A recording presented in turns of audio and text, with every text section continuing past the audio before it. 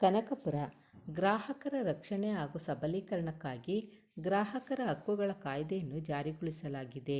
ಇಂತಹ ಮಹತ್ವಾಕಾಂಕ್ಷಿ ಕಾಯ್ದೆಯನ್ನು ಸದುಪಯೋಗಪಡಿಸಿಕೊಳ್ಳಲು ಆಗುತ್ತಿಲ್ಲ ಎಂದು ನಗರದ 2ನೇ ಅಪರ ಸಿವಿಲ್ ನ್ಯಾಯಾಧೀಶರಾದ ವಿನಯ್ ವಿಠ್ಠಲ್ ಕುಂದಾಪುರ್ ತಿಳಿಸಿದರು. ಬುಧವಾರ ಸಾತನೂರು ರಸ್ತೆ ಕೆಪಿಎಸ್ಎಂ ಪ್ಯಾರಾಮೆಡಿಕಲ್ ಕಾಲೇಜು ಆವರಣದಲ್ಲಿ ಆಹಾರ, ನಾಗರಿಕ ಸರಬರಾಜು ಮತ್ತು ಗ್ರಾಹಕರ ವ್ಯವಹಾರಗಳ ಇಲಾಖೆ, ಜಿಲ್ಲಾ ಕಾನೂನು ಸೇವಾ ಪ್ರಾಧಿಕಾರ, ಜಿಲ್ಲಾ ಗ್ರಾಹಕ ಮಾಹಿತಿ ಕೇಂದ್ರದ ಸಹಯೋಗದಲ್ಲಿ ಹಮ್ಮಿಕೊಂಡಿದ್ದ ರಾಷ್ಟ್ರೀಯ ಗ್ರಾಹಕ ದಿನಾಚರಣೆ ಉದ್ಘಾಟಿಸಿ ಮಾತನಾಡಿ, ಎಲ್ಲಿ ಕಡಿಮೆ ಬೆಲೆ ಇದೆ ಎಂದು ಗ್ರಾಹಕರು ಅಲ್ಲಿಗೆ ಹೋಗುತ್ತಾರೆ. ವಿಶೇಷವಾಗಿ ಮಾರ್ಟ್ನಂತಹ ಕಡೆಗೆ ಹೋಗುತ್ತಾರೆ. ಅವರು ಕಡಿಮೆ ಬೆಲೆಗೆ ಮಾರಾಟ ಮಾಡಲು ಹೇಗೆ ಸಾಧ್ಯ? ಅವರು ನೀಡುವ ಬ್ರ್ಯಾಂಡ್ಗಳಲ್ಲಿ ABC ಎಂಬಂತೆ ವ್ಯತ್ಯಾಸವಿರುತ್ತದೆ. C ಗ್ರೇಡ್ ವಸ್ತುಗಳನ್ನು ಪ್ಯಾಕ್ ಮಾಡಿ ಏನಂತೆ ಮಾರಾಟ ಮಾಡುತ್ತಾರೆ. ಇದನ್ನು ನೀವು ಗಮನಿಸಿ ಎಲ್ಲೂ ಪ್ರಶ್ನೆ ಮಾಡುವುದಿಲ್ಲ. ಯಾವುದೇ ವ್ಯಾಪಾರ ಲಾಭ ಇಲ್ಲದೆ ವ್ಯವಹಾರ ನಡೆಸಲು ಸಾಧ್ಯವಿಲ್ಲ. ಹಣ ಕೊಟ್ಟು ವಿವಿಧ ಸಾಮಗ್ರಿಗಳನ್ನು ಖರೀದಿಸುವ ವೇಳೆ ಗ್ರಾಹಕರು ಮೋಸ ಹೋಗುತ್ತಾರೆ. ವಂಚಿತರಾದಾಗ ಈ ಬಗ್ಗೆ ಧ್ವನಿ ಎತ್ತುವುದಿಲ್ಲ.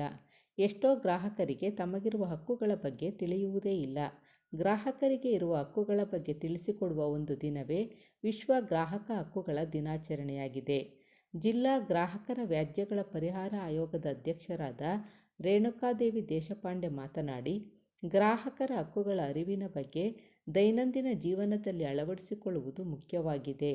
ಗ್ರಾಹಕರು ಯಾವುದೇ ವಸ್ತು, ಸರಕುಗಳನ್ನು ಖರೀದಿಸುವ ಸಂದರ್ಭದಲ್ಲಿ ಆ ವಸ್ತುವಿನ ಗುಣಮಟ್ಟ, ಅವಧಿಯನ್ನು ಕಡ್ಡಾಯವಾಗಿ ಪರಿಶೀಲಿಸಿ ರಸೀದಿ ಪಡೆದುಕೊಳ್ಳಬೇಕು. ಗ್ರಾಹಕರ ಹಕ್ಕುಗಳ ಬಗ್ಗೆ ತಿಳಿಯುವುದು ಮುಖ್ಯವಾಗಿದೆ ಎಂದರು. ಖರೀದಿ ಮಾಡುವಾಗ ಅಳತೆ, ಗುಣಮಟ್ಟಗಳನ್ನು ಪರಿಶೀಲಿಸಬೇಕು. ಸರ್ಕಾರಿ ನ್ಯಾಯಬೆಲೆ ಅಂಗಡಿಗಳಲ್ಲಿ ಪದಾರ್ಥಗಳನ್ನು ಕೊಳ್ಳುವಾಗ ಸಹ ಗ್ರಾಹಕರು ಇವುಗಳನ್ನು ಪರಿಶೀಲಿಸಬೇಕು. ಮನೆಗಳಲ್ಲಿ ಗ್ಯಾಸ್ ಬಳಕೆ ಮಾಡುವಾಗ ಅದರಿಂದ ಜಾಗೃತಿ ಅಗತ್ಯವಾಗಿದೆ. ಗ್ಯಾಸ್ ಏಜೆನ್ಸಿಗಳಿಂದ ಆಗಾಗ ಸ್ಟೌವ್ ಮತ್ತು ರೆಗ್ಯುಲೇಟರ್ ಸಂಪರ್ಕ ಪೈಪುಗಳನ್ನು ಪರಿಶೀಲನೆ ಮಾಡಿಸಿಕೊಳ್ಳುವುದು ಅಗತ್ಯವಾಗಿದೆ ಎಂದರು. ಈ ಸಂದರ್ಭದಲ್ಲಿ ಜಿಲ್ಲಾ ಆಹಾರ, ನಾಗರಿಕ ಸರಬರಾಜು ಮತ್ತು ಗ್ರಾಹಕ ವ್ಯವಹಾರಗಳ ಇಲಾಖೆ ಉಪನಿರ್ದೇಶಕಿ ಶಿಲ್ಪಾ, ಜಿಲ್ಲಾ ಗ್ರಾಹಕರ ವ್ಯಾಜ್ಯಗಳ ಪರಿಹಾರ ಆಯೋಗದ ಅಧ್ಯಕ್ಷರಾದ ರೇಣುಕಾದೇವಿ ದೇಶಪಾಂಡೆ, ಜಿಲ್ಲಾ ಗ್ರಾಹಕ ಮಾಹಿತಿ ಕೇಂದ್ರದ ಅಧ್ಯಕ್ಷ ಡಾಕ್ಟರ್ KM ಸೌಗಂಧ ಗಣೇಶ್, ಗ್ರಾಹಕ ಸಂಪನ್ಮೂಲ ವ್ಯಕ್ತಿಯಾಗಿ ವಕೀಲ ಗೋಪಾಲಗೌಡ, ತೂಕ ಮತ್ತು ಅಳತೆ ಮಾಪನ ಇಲಾಖೆ ಸಹಾಯಕ ನಿಯಂತ್ರಕಿ ಸುಜಾತ, ಜಿಲ್ಲಾ ಗ್ರಾಹಕರ ಸದಸ್ಯೆ ಕಲಾವತಿ ಬಾಯಿ, ಜಿಲ್ಲಾ ಗ್ರಾಹಕರ ಪರಿಷತ್ ಸದಸ್ಯರಾದ H ಗೋವಿಂದಯ್ಯ, K ಚಂದ್ರಯ್ಯ ಸೇರಿದಂತೆ ಗ್ರಾಹಕರು ಭಾಗವಹಿಸಿದ್ದರು. ನಿಮ್ಮ ಹಕ್ಕದು ನೀವು ಕೇಳಂಗಿಲ್ಲ.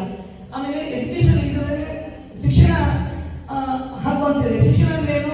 ನಿಮಗೆ ಇದ್ರ ಬಗ್ಗೆ ಮಾಹಿತಿ ಕೊಡಬೇಕು. ಎಲ್ಲೆಲ್ಲಿ ನೀವು ಏನಾದರೂ ರೇಟ್ ಜಾಸ್ತಿ ಹಾಕಿದ್ರೆ ಅಥವಾ ಬೆಲೆಗಿಂತ ನಾವು ನಿಗದಿಪಡಿಸಿರ್ತಾರೆ, ಆ ಬೆಲೆಗಿಂತ ಜಾಸ್ತಿ ಕೊಟ್ಟು ತಗೋಬಾರ್ದು. ನೀವೇನು ಮಾಡ್ತೀರಿ, ಆ ಟೈಮಿಗೆ ಅದು ಯಾವ್ದು ಯೋಚನೆ ಮಾಡಿ ನಮ್ಗೆ ಅದು ಬೇಕು ತೊಗೊಂಡ್ಬಿಡ್ತೀವಿ, ಜಾಸ್ತಿ ಬೇರೆ ಆದ್ರೂ ಪರವಾಗಿಲ್ಲ. ಆಮೇಲೆ ಕಂಡೀಷನ್ ಹಾಕ್ತಾರೆ, ಒಂದು ತೊಗೊಂಡ್ರೆ ಒಂದು ಕೊಡ್ತೀವಿ ಅಂತೇಳಿ. ಅದು ನಮ್ಗೆ ಅವಶ್ಯಕತೆ ಇರೋಂಗಿಲ್ಲ.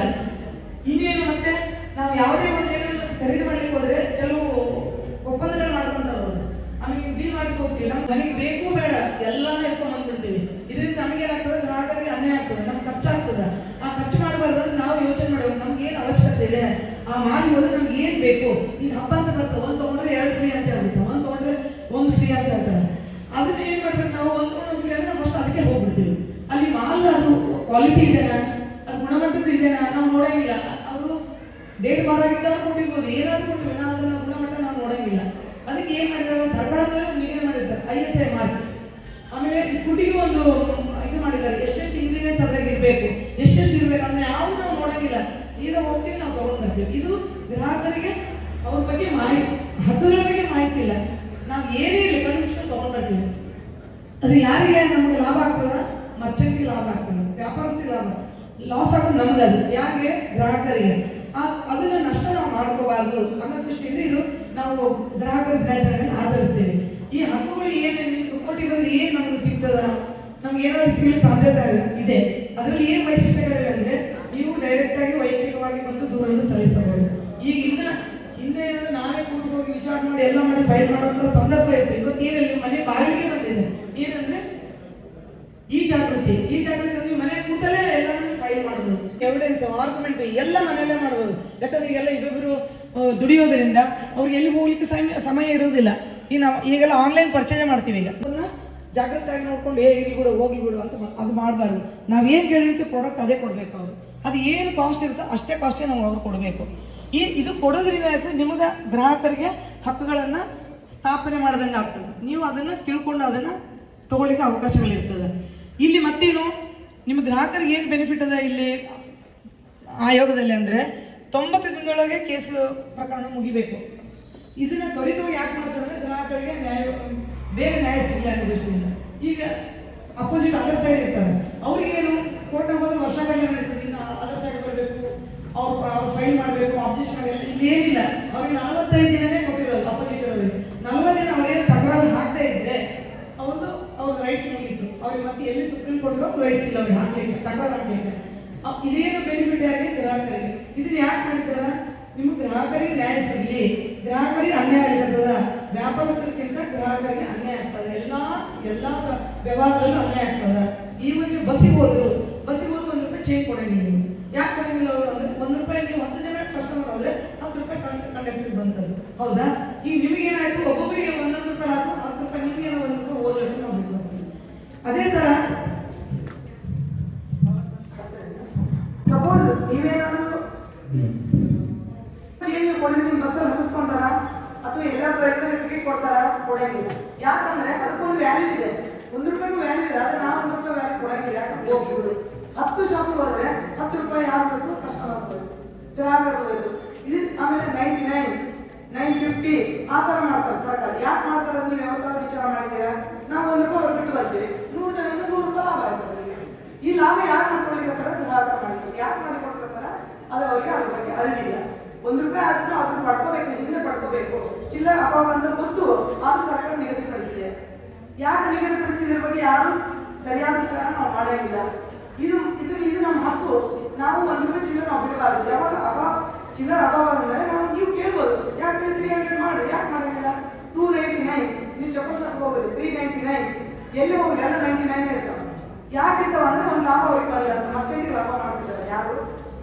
ಸರ್ಕಾರ. ಯಾಕಂದ್ರೆ ನಾನು ಹೇಳ್ತಿಲ್ಲ ಸರ್ಕಾರ ಅಭಾವದವರಿಗೆಲ್ಲ, ಬಟ್ ಚಿಲ್ಲರ ಅಭಾವ ಇರೋದ್ರಿಂದ ಗ್ರಾಹಕರಿಗೆ ಅನ್ಯಾಯ ಆಗ್ತದೆ ಅಂತ ನಾನು ನನ್ನ ಅಭಿಪ್ರಾಯ ಹೇಳ್ತಿದ್ದೀನಿ. ಅದೇ ತರ ಯಾವುದೇ ಇರಲಿ, ನಾವು ಹೆಚ್ಚಿನ ದುಡ್ಡು ಕೊಟ್ಟು ನಾವು ತಗೋಬಾರದು. ಇದು ಗ್ರಾಹಕರ ಉದ್ದೇಶ. ಇದನ್ನ ನಾವು ಸರಿಯಾದ ರೀತಿಯಲ್ಲಿ ವಿಚಾರ ಮಾಡಿ ಅದನ್ನ ಲಾಭಗಳನ್ನು ನಾವು ಪಡ್ಕೋಬೇಕು. ಗ್ರಾಹಕರ ಲಾಭ ಪಡ್ಕೊಂಡಾಗ ಮಾತ್ರ ನಮ್ಮ ಗ್ರಾಹಕರ ಆಯೋಗಗಳು ಎಲ್ಲರಿಗೂ ಸ್ಥಾಪನೆ ಮಾಡಿದ್ರೆ ಜಿಲ್ಲಾ ಬಂದಿರ್ತದೆ, ಮತ್ತೆ ಸ್ಟೇಟ್ ಬಂದಿರ್ತದೆ, ರಾಷ್ಟ್ರಕ್ಕೆ ಬಂದಿರ್ತದೆ.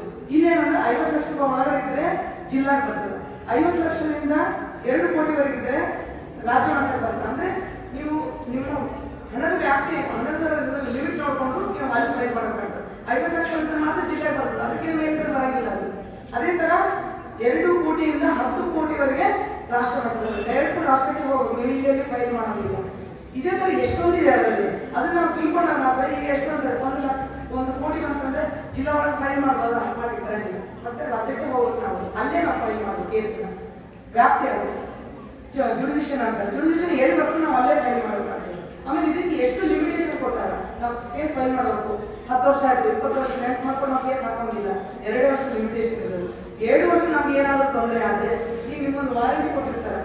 ಏನು ವಸ್ತು ತಗೊಂತೀರಿ, ಈಗ ಮಿಕ್ಸಿ ತಗೊಂತೀರಿ, ವಾಷಿಂಗ್ ಮಿಷಿನ್ ತಗೊಂತೀರಿ, ಬಟ್ ಏನೋ ಒಂದು ವಸ್ತು ಖರೀದಿ ಮಾಡ್ತೀರಿ, ಅದಕ್ಕೆ ಒಂದು ವಾರಂಟಿ ಪೀರಿಯಡ್ ಕೊಟ್ಟು 10 ವರ್ಷ ಗ್ಯಾರಂಟಿ ಕೊಡ್ತೀವಿ. ಮೋಟರ್ ಹೋದ್ರೆ 10 ವರ್ಷಕ್ಕೆ ಹೋದ್ರೆ ಇನ್ನೂ ಪಾಸ್ ಕೊಡ್ತೀವಿ, ಯಾವುದೇ ವೆಹಿಕಲ್ ತಗೊಂಡ್ರೆ.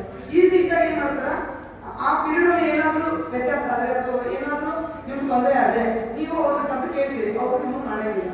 ಇದನ್ನು ನಮ್ಮ ಗ್ರಾಹಕರ ವೇದಿಕೆಗೆ ಬರ್ತದೆ. ವಿತಿನ್ ವಾರಂಟಿ ಪೀರಿಯಡ್ ಅವ್ರು ಬಂದು ನಮ್ಗೆ ಏನಾದರೂ ಸವಲತ್ತು ಕೊಡದೇ ಇದ್ರೆ ಅವಾಗ ನಾವು ಗ್ರಾಹಕರ ವೇದಿಕೆಗೆ ಬಂದು ಅದನ್ನ ಮಾಡಿಸ್ಕೋಬಹುದು. ಒಬ್ರು ಯಾರು ಬಂದಿದ್ರು, ಫ್ರಿಡ್ಜು ಫುಲ್ ನೈಟ್ ಸೌಂಡ್ ಕೊಡ್ತದ ಅಂತ ಬಂದಿದ್ರು. ಅವರು ನಮ್ಮ ನಿದ್ದೆ ಬರಂಗಿಲ್ಲ ಅಂದ್ರೆ ಅದು ಸೌಂಡ್ ಬರ್ತದ ಅಂದ್ರೆ ಅವ್ರಿಗೆ ಹೋಗಿ ಹೇಳಿದ್ರು, ಯಾರಿಗೆ ಮ್ಯಾನುಫ್ಯಾಕ್ಚರ್ಗೆ ಮತ್ತೆ ಮರ್ಚೆಂಟ್ಗೆ ಹೋಗಿ ಹೇಳಿದ್ರು, ಶೋರೂಮ್ ಹೋಗಿ ಹೇಳಿದ್ರು, ನೋಡಿ ಈಗ ಹಾಗೆ ಬರ್ತಿರ್ತದೆ, ನಾವೇನ್ ಮಾಡಕ್ಕಾಗಲ್ಲ, ನೀವೆಲ್ಲ ನಿಶಬ್ದ ಇರ್ತದೆ ಬರ್ತಿರ್ತದ. ಅದೆಲ್ಲ ಆಕ್ಚುಲಿ ಸೈಲೆನ್ಸ್ ಇರ್ತದೆ ಅದಕ್ಕೆ, ಬಟ್ ಅವರು ಅಲ್ಲೇ ಏನೋ ಹೇಳ್ಬಿಟ್ಟಿರಪ್ಪ ಹೇಳಿ ಅವ್ರು ದೂರ ಸರ್ಕೊಂಡು ಆಗ ಅವ್ರು ಗ್ರಾಹಕರ ವೇದಿಕೆಗೆ ಬಂದ್ರು. ಅವಾಗೆಲ್ಲ ಚೆಕ್ ಮಾಡಿದ್ರು, ಅಲ್ಲಿನೂ ಇರ್ತದೆ, ಅಲ್ಲಿ ಎಕ್ಸ್ಪರ್ಟರ್ಸ್ ಇರ್ತಾರ, ಅವ್ರಿಗೆ ಯಾರು ಇರ್ತಾರೆ ಅವ್ರಿಗೆ ಕಳ್ಸ್ಕೊಡ್ತಾರೆ. ಇದು ಸರಿಯಾಗಿದ್ದು ಪ್ರಾಡಕ್ಟ್ ಕೊಡ್ತಾರಲ್ಲ, ಇದರಲ್ಲಿ ಏನೋ ಕುಂದು ಕೊರತೆಗಳಿದೆ, ಅದಕ್ಕೊಂದು 6 months ಟೈಮ್ ಇರ್ತದೆ. ಎಕ್ಸ್ಪರ್ಟ್ ಒಪಿನಿಯನ್ ಕಳಿಸ್ತಾರೆ. ಯಾವುದೇ ಪ್ರಾಡಕ್ಟ್ ಇದನ್ನು ಈಗ ಡಾಕ್ಟರ್ ಇರ್ತಾರೆ, ಅದಕ್ಕೊಂದು ಅವ್ರ ಎಕ್ಸ್ಪರ್ಟ್ ಒಪಿನಿಯನ್ ತಗೊಂತಾರೆ. ಹಿಂಗೆ ಯಾವುದೇ ಮಾಡಿದ್ರು ಅದಕ್ಕೊಂದು ಎಕ್ಸ್ಪರ್ಟ್ ಒಪಿನಿಯನ್ ತಗೊಂತಾರೆ. ಅದನ್ನ ತಗೊಂಡ್ಬಿಟ್ಟು ಅವ್ರು ಹೇಳಿದ್ರು ಇದು ಸೌಂಡ್ ಮಾಡೋದು ತಪ್ಪಲ್ಲ, ಇದು ಈ ರೀತಿ ಸೌಂಡ್ ಕೊಡಬಾರ್ದು ಚೇಂಜ್ ಮಾಡಿ. ನಾವು ಪರಿಹಾರ ಏನು ಕೊಡ್ತೀವಿ ಅಂದರೆ ಚೇಂಜ್ ಆದ್ರೂ ಮಾಡಂತ ಹೇಳ್ತೀವಿ, ಈಗ ಹೊಸ ಪ್ರಾಡಕ್ಟ್ ಆದ್ರೂ ಕೊಡ ಅಂತ ಹೇಳ್ತೀವಿ. ಇಲ್ಲ ಅಂದ್ರೆ ನಿಮ್ಗೆ ಏನದು ನಿಮಗೆ ಗ್ರಾಹಕರಿಗೆ ಬಿಟ್ಕೊಟ್ಟಾರೆ, ಏನು ನಿಮ್ಮ ರೈಟ್ಸ್ ಅದು, ನೀವು ಏನಾದ್ರೂ ಕೇಳ್ಕೊಬೋದಲ್ಲಿ ಪ್ರಾಡಕ್ಟ್ ಆದ್ರೂ ವಾಪಸ್ ಕೊಡೋದು, ಎಕ್ಸ್ಚೇಂಜ್ ಆದ್ರೂ ಮಾಡಬಹುದು, ಇಲ್ಲ ಟೋಟಲ್ ಅದ್ರ ದುಡ್ಡು ಆದ್ರೂ ಕೊಡು ಅಂತ ಹೇಳ್ಬೋದು. ಇಷ್ಟು ಪರಿಹಾರಗಳು ಗ್ರಾಹಕರಿಗಿದೆ. ಯಾವುದೇ ವಸ್ತು ತಗೊಳ್ಳಿ ಅಂದ್ರೆ ಎಲೆಕ್ಟ್ರಾನಿಕ್ ಫುಡ್ ಆಗಲಿ ಯಾವುದೇ ವಸ್ತುಗಳನ್ನು ಖರೀದಿ ಮಾಡಿದಾಗ ಇದರಲ್ಲಿ 3 ತರ ಇರ್ತದೆ. ಒಂದು ಡಿಫಿಷಿಯನ್ಸ್ ಆಫ್ ಸರ್ವಿಸ್ ಅಂದ್ರೆ ಸೇವೆ ಮಾಡೋರಿಗೆ ಏನಾದ್ರು ನಿಮಗೆ ವ್ಯತ್ಯಾಸ ಆದರೆ, ಇನ್ನೊಂದು ಕುಂದು ಕೊರತೆಗಳು, ನೀವೇನಾದ್ರು ಪ್ರಾಡಕ್ಟ್ ತಗೊಂಡಾಗ ಏನಾದ್ರು ಕುಂದು ಕೊರತೆಗಳಿದ್ರೆ, ಇನ್ನೊಂದು ನೆಗ್ಲಿಜೆನ್ಸಿ, ಡಾಕ್ಟರ್ ಏನಾದ್ರು ನೆಗ್ಲಿಜೆನ್ಸಿ ಮಾಡಿದ್ರೆ. ಇಲ್ಲಿ ನಿಮ್ಗೆ ಗೊತ್ತಿರ್ತದೆ, ಡಾಕ್ಟರ್ ಇಂದ ಕೇಳ್ತಿದ್ರೆ ಅವೆಲ್ಲ ನಾವು ನೋಡ್ತಿದ್ರೆ ಡಾಕ್ಟ್ರು ಹೊಟ್ಟೆ ಕತ್ತಿ ಬಿಟ್ಬಿಟ್ಟಾರ ಅಂತ, ಅದು ಸೀಜರ್ ಬಿಟ್ಬಿಟ್ಟಾರ ಅಂತ ಅವಾಗ ಯಾವಾಗೂ ಕೇಳಿದ್ರೆ, ಬಟ್ ಇವಾಗ ಆ ಕೆಲಸ ಮಾಡ್ತಾ ಇದ್ದಾರೆ.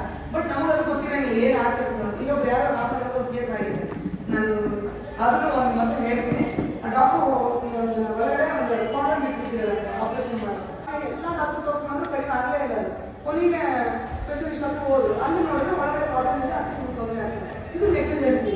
ಯಾರು ಡಾಕ್ಟರ್ ನಾವು ಮಾಡೋದು ಏನೋ ಟೆನ್ಷನ್ ಏನೋ ಅಂತ ಅವ್ರಿಗೆ ಯಾರು ಡಾಕ್ಟರ್ ಆಗಲಿ ಇನ್ನೊಬ್ಬರಾಗಲಿ ಬ್ರಿಟಿಷ್ಗಳು ಯಾರು ಕೆಟ್ಟದ್ದು ಮಾಡೋಂಗಿಲ್ಲ, ಅದು ಯಾರು ತೊಂದರೆ ಕೊಡೋಂಗಿಲ್ಲ, ಯಾರು ನೆಗ್ಲಿಜೆನ್ಸಿ ಮಾಡೋಂಗಿಲ್ಲ. ಅಕಸ್ಮಾತ್ ಏನೋ ಆಗ್ತಿರ್ತದೆ. ಆದರೆ ಯಾವಾಗಲೂ ನೆಗ್ಲಿಜೆನ್ಸಿ ಮಾಡಿ ಕೆಲವು ವಿಷಯಕ್ಕೆ ನೆಗ್ಲಿಜೆನ್ಸ್ ಇರ್ತದೆ, ಅದನ್ನ ನೀವು ಪ್ರೂವ್ ಮಾಡಬೇಕು. ಯಾರು ಕನ್ಸ್ಯೂಮರ್ ಪ್ರೂವ್ ಮಾಡ್ಬೇಕಂದ್ರೆ ನೆಗ್ಲಿಜೆನ್ಸ್ ಆಗಿದೆ ನೀವು ಪ್ರೂವ್ ಮಾಡಿದ್ರೆ ಮಾತ್ರ ಅವ್ರಿಗೆ ಪನಿಷ್ಮೆಂಟ್ ಆಗ್ತದೆ ಅಥವಾ ಅವ್ರಿಗೆ ಪೆನಾಲ್ಟಿ ಬೀಳ್ತದೆ. ಇದು ಯಾಕೆ ಆಗ್ತದೆ? 3 ವಿಧ ಇರೋದ್ರಿಂದ. ಒಂದು ನಾವು ಸೇವಾ, ಈಗ ಏನೋ ಕರೆಂಟ್ ಬಿಲ್ ಕಟ್ತೀವಿ, ಅವ್ರು ನಾವು ಕಟ್ಟಿ ಆದ್ರೆ ನಾವು ಕರೆಂಟ್ ಕೊಡೋದೇ ಇಲ್ಲ, ಅದು ಸೇವಾ ನ್ಯೂನ್ಯತೆ ಅಂತಾರೆ. ಅದೇ ತರ ಏನೋ ಪ್ರಾಡಕ್ಟ್ ಅಂತೀವಿ, ನಾವು ಅದೇ ಗ್ಯಾರಂಟಿ ಹೇಳಿದ್ರೆ ವಾರಂಟಿ ಪೀರಿಯಡ್ ಅವ್ರು ಬರೋದಿಲ್ಲ, ನಮ್ಗೆ ಮಾಡೋಂಗಿಲ್ಲ, ಅದೆಲ್ಲ ನಮ್ಗೆ ಕೊಟ್ಟಿರೋದು. ಡಾಕ್ಟರ್ ನೆಗ್ಲಿಜೆನ್ಸಿ ಏನಾದ್ರೂ ನಿಜವಾಗ್ಲೂ ಸೀರಿಯಸ್ ನೆಗ್ಲಿಜೆನ್ಸ್ ಆಗಿದ್ರೆ ಅವಾಗ ನೀವು ಕೋರ್ಟಿಗೆ ಬರ್ಬೋದು. ಇದೆಲ್ಲ ಏನು 90 ಡೇಸ್ ಮುಗಿತದೆ. ಆದರೆ ಕುಂದುಕೊರತೆ ಎಲ್ಲ ಕಡೆ ಇರ್ತದೆ, ಕುಂದುಕೊರತೆ ಇರೋದಿಲ್ಲ ಅಂತ ಹೇಳಂಗಿಲ್ಲ. ಈಗ ಬಂದ ತಕ್ಷಣ ನಮ್ಗೆ ಟ್ಯಾಕ್ಸ್ ಸಿಗ್ಬೇಕು ಅಂತ ಆಗಲಿಲ್ಲ, ಬರಬೇಕು, ಕೋರ್ಟ್ ಕೇಸ್ ಹಾಕಬೇಕು, ನೀವು ಅದನ್ನ ಪ್ರೂವ್ ಮಾಡಬೇಕು. ಏನಿದೆ ಬೇಕು ಪ್ರೂವ್ ಮಾಡಲಿಕ್ಕೆ? ಒಂದು ಬಿಲ್, ನೀವೇ ಪರ್ಚೇಸ್ ಮಾಡಿದ್ರು ಎಲ್ಲೇ ಹೋದ್ರು ಒಂದು ಬಿಲ್ ಬೇಕಾಗುತ್ತೆ, ಅದು ಮಾತ್ರ ಇಂಪಾರ್ಟೆಂಟ್. ಇರೋ ಡಾಕ್ಯುಮೆಂಟ್ ಏನು ಬೇಕಂತ ಒಂದು ಬಿಲ್. ನೀವೇನೋ ಒಂದು ಖರೀದಿ ಮಾಡ್ತೀರಿ, ಅವರೇ ಮತ್ತೆ ಇದು ಬಿಡ್ತೀರಿ, ಆನ್ಲೈನ್ ಮಾಡಿ ಡಿಜಿಟಲ್ ಕೊಡ್ತೀವಿ ಬಂದ್ಬಿಡ್ತೀವಿ, ನಾವು ಬಿಲ್ ಯಾವತ್ತೂ ತಗೊಳ್ಳೋದಿಲ್ಲ. ಅವಾಗ ಏನಾಗ್ತದೆ, ಬಿಲ್ ಇದ್ರೆ ನೀವು ಕೋರ್ಟ್ ಬರ್ಲಿಕ್ಕೆ ಆಗೋದಿಲ್ಲ. ನಾನು ಕೋರ್ಟ್ ಅಂತ ಹೇಳ್ತೀನಿ, ಕಮಿಷನ್ ಅಂದ್ರೆ ನಿಮ್ಗೆ ಅರ್ಥ ಆಗೋದಿಲ್ಲ ಅನ್ನೋ ದೃಷ್ಟಿ ನಾನು ಕೋರ್ಟ್ ಅಂತ ಯೂಸ್ ಮಾಡ್ತೀನಿ. ಅದು ಆ್ಯಕ್ಚುಲಿ ಕಮಿಷನ್, ಗ್ರಾಹಕರ ವೇದಿಕೆಯ ಆಯೋಗ ಅಂತ ಹೇಳಿ. ಅದನ್ನ ಕೋರ್ಟ್ ಅಂದ್ರೆ ನಿಮ್ಮ ಜನಸಾಮಾನ್ಯ ಅರ್ಥ ಆಗೋ ದೃಷ್ಟಿ ನಾವು ಕೋರ್ಟ್ ಅಂತ ಹೇಳಿ. ನೀವು ಕೋರ್ಟಿಗೆ ಬರ್ಬೇಕಂದ್ರೆ ನೀವು ಯಾವುದೇ ಏನೇ ತಗೊಂಡ್ರು ಬಿಲ್ ಇರಬೇಕು. ಈಗ ಡಾಕ್ಟರ್ ಹೋಗಿದ್ರೆ ಕೆಲವು ಫ್ರೀ ಸರ್ವಿಸ್, ಎಜುಕೇಶನ್ ಇದೆ, ಎಜುಕೇಶನ್ ಫ್ರೀ ಸರ್ವಿಸ್. ಅದೇನು ಹೇಳ್ತಾರ, ಎಜುಕೇಶನ್ ಅಂದ್ರೆ ಅದು ಸರ್ವಿಸ್ ಮೋಟಿವೇಟ್, ಅದು ಕೋರ್ಟಿಗೆ ಬರಂಗಿಲ್ಲ. ಬಟ್ ಕೆಲವು ವಿಷಯದಲ್ಲಿ ನಾವು ಕೋರ್ಟಿಗೆ ಹೋಗ್ಬೋದು. ಯಾವಾಗ ನಾವೇನೋ ಫೀಸ್ ಕಟ್ಟಿರ್ತೀವಿ, ಆ ಕಟ್ಟಿದ ಮೇಲೆ ಅವರಿಗೆ ಏನೋ ಮೆಡಿಕಲಿ ತೊಂದರೆ ಆಗ್ತದ, ನಾವು ಅವಾಗ ಬರ್ಲಿಕ್ಕೆ ನಾವು ಕ್ಲಾಸ್ ಅಟೆಂಡ್ ಮಾಡೋಕ್ಕಾಗೋದಿಲ್ಲ. ಅಂತ ಸಂದರ್ಭದಲ್ಲಿ ಏನಂದ್ರೆ ನನಗೆ ಈ ರೀತಿ ಸಿಚುವೇಶನ್ ಅಲ್ಲ, ನನ್ನ ದುಡ್ಡು ನಾನು ರಿಟರ್ನ್ ಮಾಡಲಿ ಅಂತ ನೀವು ಕೇಳಲಿಕ್ಕೆ ಅವಕಾಶ ಇರುತ್ತೆ. ಆ್ಯಕ್ಚುಲಿ ಸರ್ವಿಸ್ ಮೋಟಿವೇಟ್ ಇದ್ರೂ ಅದನ್ನ ಗ್ರಾಹಕರ ವೇದಿಕೆಗೆ ನಾವು ತರಬಹುದು. ಅದನ್ನು ಇದೇ ತರ ತುಂಬಾ ಇದೆ. ನೀವೆಲ್ಲರೂ ಮತ್ತೆ ಅಂದ್ರೆ ನ್ಯಾಯಯುತವಾಗಿರೋದು ಗ್ರಾಹಕರ ಪರವಾಗಿದೆ. ನಾನು ಉದಾಹರಣೆ ಹೇಳ್ಬೇಕಂದ್ರೆ ₹1 ಚೇಂಜ್ ಕೊಡ್ಲಿಲ್ಲ ಕಂಡಕ್ಟರ್. ಇದೇನಾಯ್ತು, ಬೆಂಗಳೂರಲ್ಲಿ ತುಂಬಾ ಅಲರ್ಟ್ ಇದ್ದಾರೆ ಜನ. ನೀವು ಯಾಕೆ ನಿಮ್ಗೆ ಅಲರ್ಟ್ ಇಲ್ಲ ನಾನು ಹೇಳ್ಬಲ್ಲ, ನಿಮ್ಮಲ್ಲಿ ಉದಾಸೀನತೆ ಇದೆ, ನಿಮ್ಮಲ್ಲಿ ನೀವೆಲ್ಲ ಹುಷಾರಾಗ್ತೀರಿ, ಎಲ್ಲ ಆನ್ಲೈನ್ ಪರ್ಚೇಸ್ ಮಾಡ್ತೀರಿ, ಎಲ್ಲ ನಿಮ್ಮಲ್ಲಿ ನಾಲೆಜ್ ಇದೆ. ನೀವು ಯಾಕೆ ಅದನ್ನು ಬರ್ತಾರೆ ಉದಾಸೀನ, ಬಿಡು ಹೋಗಿ ಬಿಡು ಅಂತ ಬಿಟ್ಕೊಂಡು ಮಾಡಕ್ಕೆ ಕೂತಿರ್ತೀರಿ. ಈಗ ನೀವೇ ಒಂದು ಯಾವ್ದಾದ್ರು ಒಂದು ಸೀರೆ ಪರ್ಚೇಸ್ ಮಾಡ್ತೀರಿ ಆನ್ಲೈನ್, ನೀವು ಯಾವ್ದೋ ಕಲರ್ ಹೇಳ್ತೀರಿ, ಅವ್ರು ಇನ್ನೊಂದು ಯಾವ್ದೋ ಕಲರ್ ಕೊಡ್ತಾರೆ, ಅವ್ರು ನೀವೇನು ಮಾಡ್ತೀರಿ, ಇಲ್ಲಿ ಯಾವ ಕಲರ್ ಅದಲ್ಲ, ನೀವು ಯಾವ ಕೇಳ್ತಾರೆ ಕೊಡೋದು ನೀವು ಹಾಕೋದು. ಅವಾಗ ನೀವು ಅವ್ರ ಮೇಲೆ ಕೇಸ್ ಹಾಕಿದ್ರೆ ಅವಾಗ ಅವರು ಅದು ಸೇಮ್ ಏನು ಪ್ರಾಡಕ್ಟ್ ಹೇಳಿ ಅದನ್ನೇ ಕೊಡ್ತಾರೆ. ನಾನು ಒಂದು ಎಕ್ಸಾಂಪಲ್ ಹೇಳ್ತೀನಿ, ಬೆಂಗಳೂರಲ್ಲಿ ನಡೆದಿರೋ ಕೇಸ್ ಅದು. ಅವರು ಲಾಯರ್ ಮಿಸ್ಸಸ್ ಅವರು ಒಂದೇನೋ ಸೀರೆ ತೊಗೊಂಡಿದ್ರು. ಅವರು ಅವ್ರ ಅಪ್ಪನ ಗೊತ್ತಲ್ಲ, ಇದು ತೊಗೊಂಡ್ರೆ ಅಷ್ಟು ಕೊಟ್ಟು ಇಷ್ಟು ಕೊಡ್ತೀವಿ, ಕನ್ಸೆಷನ್ ಕೊಡ್ತೀವಿ, ಅದು ಡಿಸ್ಕೌಂಟ್ ಅವ್ನು ತೊಗೊಂಡಿದ್ರು ಸೀರೆ, ಒಳ್ಳೆ ಸೀರೆ ಅಂತ ಕೊಟ್ಟಿದ್ರು. ಅದೆಷ್ಟು 1200 ಅದು ಕಾಸ್ಟ್. ಅದೇನಾದ್ರು ಮನೆ ತಕ್ಷಣ ಏನು ಹಾಕಿದ್ರೆ ಅವ್ರು ಕಲರ್ ಹೋಗ್ಬಿಡ್ತಾರೆ. ಇವ್ರೇನು ಮಾಡಿದ್ರು, ಯಾಕೆ ಬಿಡಬೇಕು, ಲಾಯರ್ ನಾಲೆಜ್ ಇತ್ತು, ಬಂದ್ರು ಕೋರ್ಟಿಗೆ ಬಂದು ಏನು ಮಾಡಿದ್ರು, ನೋಡ್ರಿ ಕಲರ್ ಹೋಗ್ಯದ, ನಮ್ಗೆ ಈ ಸೀರೆ ಬೇಡ. ಅದು ಶಾಪ್ ಹೋಗಿ ಕೇಳಿದ್ರು, ಬಂದ ಇಲ್ಲೆಲ್ಲ ಕೊಡಂಗಿಲ್ಲ, ಅವ್ರಿಗೆ ಗ್ಯಾರಂಟಿ ಇಲ್ಲ, ಸೀರೆಗಳು ಎಲ್ಲ ಗ್ಯಾರಂಟಿ ಕೊಡಂಗಿಲ್ಲ, ನೀವು ಏನು ಹೋಗ್ರಿ ಅಂತ ಹೇಳಿ. ಅವ್ರು ಏನು ಮಾಡಿದ್ರು, ಅದ್ರ ಬಗ್ಗೆ ಅದಿರ್ತಲ್ಲ ಸೀರೆ ಗ್ರಾಹಕರ ವೇದಿಕೆಗೆ ಬಂದರು, ಅಲ್ಲಿ ಹಾಕ್ತಿದ್ರು. ಇದು ಗೊತ್ತಾಯ್ತು ಅವ್ರಿಗೆ, ನಮ್ಮಲ್ಲಿ ಗ್ರಾಹಕರ ವೇದಿಕೆಗೆ ಡಿಟೇಲ್ಸ್ ಎಲ್ಲ ಗೊತ್ತಾಗ್ಬಿಡ್ತಿದ್ರು. ಇವ್ರು ಬಂದಾದ್ರೆ ಇವ್ರಿಗೆ ಲಾಯರ್ ಇರ್ತಾರ, ಇಲ್ಲ ನಾಲೆಜ್ ಇದ್ದವ್ರು ಬಂದಿರ್ತಾರೆ. ಇದಕ್ಕೆ ಸಣ್ಣ ವಿಷಯ ಬಂದ್ರೆ ಅವ್ರಿಗೆ ಅದ್ರ ಬಗ್ಗೆ ಅರಿವು ಇರ್ತದೆ. ಹಾಗೆ ಅವ್ರು ಬಂದರು, ಸರ್ ಹಿಂಗೆ ನಾವು ಮಿಸ್ಸಸ್ ತೊಗೊಂಡಿದ್ವಿ ಸರ್, ಹಿಂಗೆ ಯಾರು ಅದು ತೊಗೊಂಬರ್ರಿ ಅಂತ. ಅದನ್ನ ತೊಗೊಂಬಂದ್ರು, ಸೀರೆ ತೊಗೊಂಬಂದ್ರು, ಪ್ರೊಡ್ಯೂಸ್ ಮಾಡಿದ್ರು. ಪ್ರೊಡ್ಯೂಸ್ ಎಲ್ಲ ನೋಡಿ ಎಲ್ಲ ಸರಿ ಇದೆಲ್ಲ ಒಳಗಡೆ ಕಲರ್ ಅದಕ್ಕೆ ನಾವೇ ಅವ್ರಿಗೆ ಕರೆದು ಹೇಳಿದ್ರು, ನೋಡಪ್ಪ ಎಲ್ಲ ಸುಮ್ಮನೆ ಹೀಗೆ ರಾಜಿ ಮಾಡ್ಕೊಂಡು ಹೋಗ್ರಿ, ಸುಮ್ಮನೆ ಇದು ಮಾಡ್ಕೊಂಡು ಗಂಡು ಕೆಟ್ಟಿಸ್ ಬರ್ತದೆ ಶಾಪೆ, ಇಲ್ಲದ್ರೆ ನೀವು ಆರ್ಡರ್ ಮಾಡಿದ್ರೆ ನಾವು ಅವಾಗೇ ಕೊಡ್ತೀವಿ ಅಂತ ಹೇಳಿ. ಆಮೇಲೆ ಕೊನೆಗೆ ಅದು ಏನಾಗಿ ಕೊಟ್ಟಿಲ್ಲ, ಮತ್ತೊಂದು 4 ದಿನ ಟೈಮ್ ಕೊಟ್ಟಿಲ್ಲ. ಆಮೇಲೆ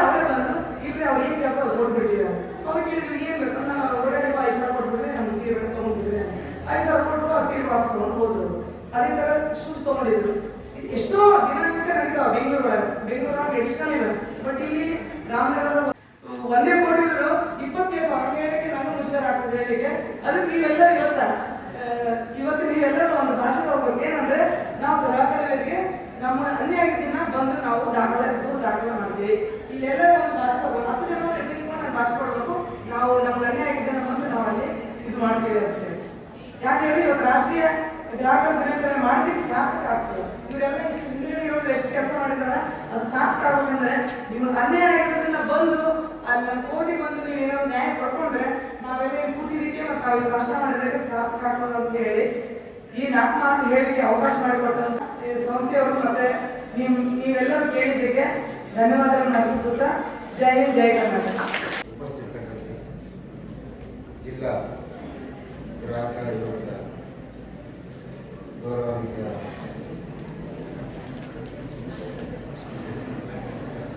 ಶ್ರೀಮತಿ ರೇಣುಕಾದೇವಿ ದೇಶಪಾಂಡೆ ಈಗಾಗಲೇ ಕಾರ್ಯಕ್ರಮದಲ್ಲಿ ಮುಖ್ಯ ಅತಿಥಿಗಳಾಗಿ ನಮ್ಮ ಮಾತು ನಿರ್ವಹಿಸಿದಂಥ ಶ್ರೀ ವಿನಯ್ ವಿಠಲ್ ಕುಂದಾಪುರ ಸಾಹೇಬರವರೇ ಹಾಗೂ ವೇದಿಕೆ ಮೇಲೆ ಉಪಸ್ಥಿತರಾದಂಥ ಈ ಒಂದು ಗ್ರಾಹಕ ವೇದಿಕೆಯ ಎಲ್ಲ ಅಧಿಕಾರಿಗಳೇ ಮತ್ತು ಇಲ್ಲಿ ಸಾಕಷ್ಟು ಸದಸ್ಯರಿದ್ದಾರೆ.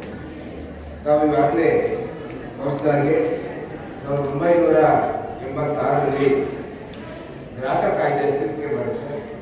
ಅದರ ನೆನಪಿಗೋಸ್ಕರ ಈ ಡಿಸೆಂಬರ್ 24ರಂದು ನಾವು ರಾಷ್ಟ್ರೀಯ ಗ್ರಾಹಕ ದಿನಾಚರಣೆಯನ್ನು ಆಚರಿಸ್ತೀವಿ. ಅದೇ ರೀತಿ ಮಾರ್ಚ್ನಲ್ಲಿ ವಿಶ್ವ ಗ್ರಾಹಕ ದಿನಾಚರಣೆಯನ್ನು ಆಚರಿಸ್ತೀವಿ.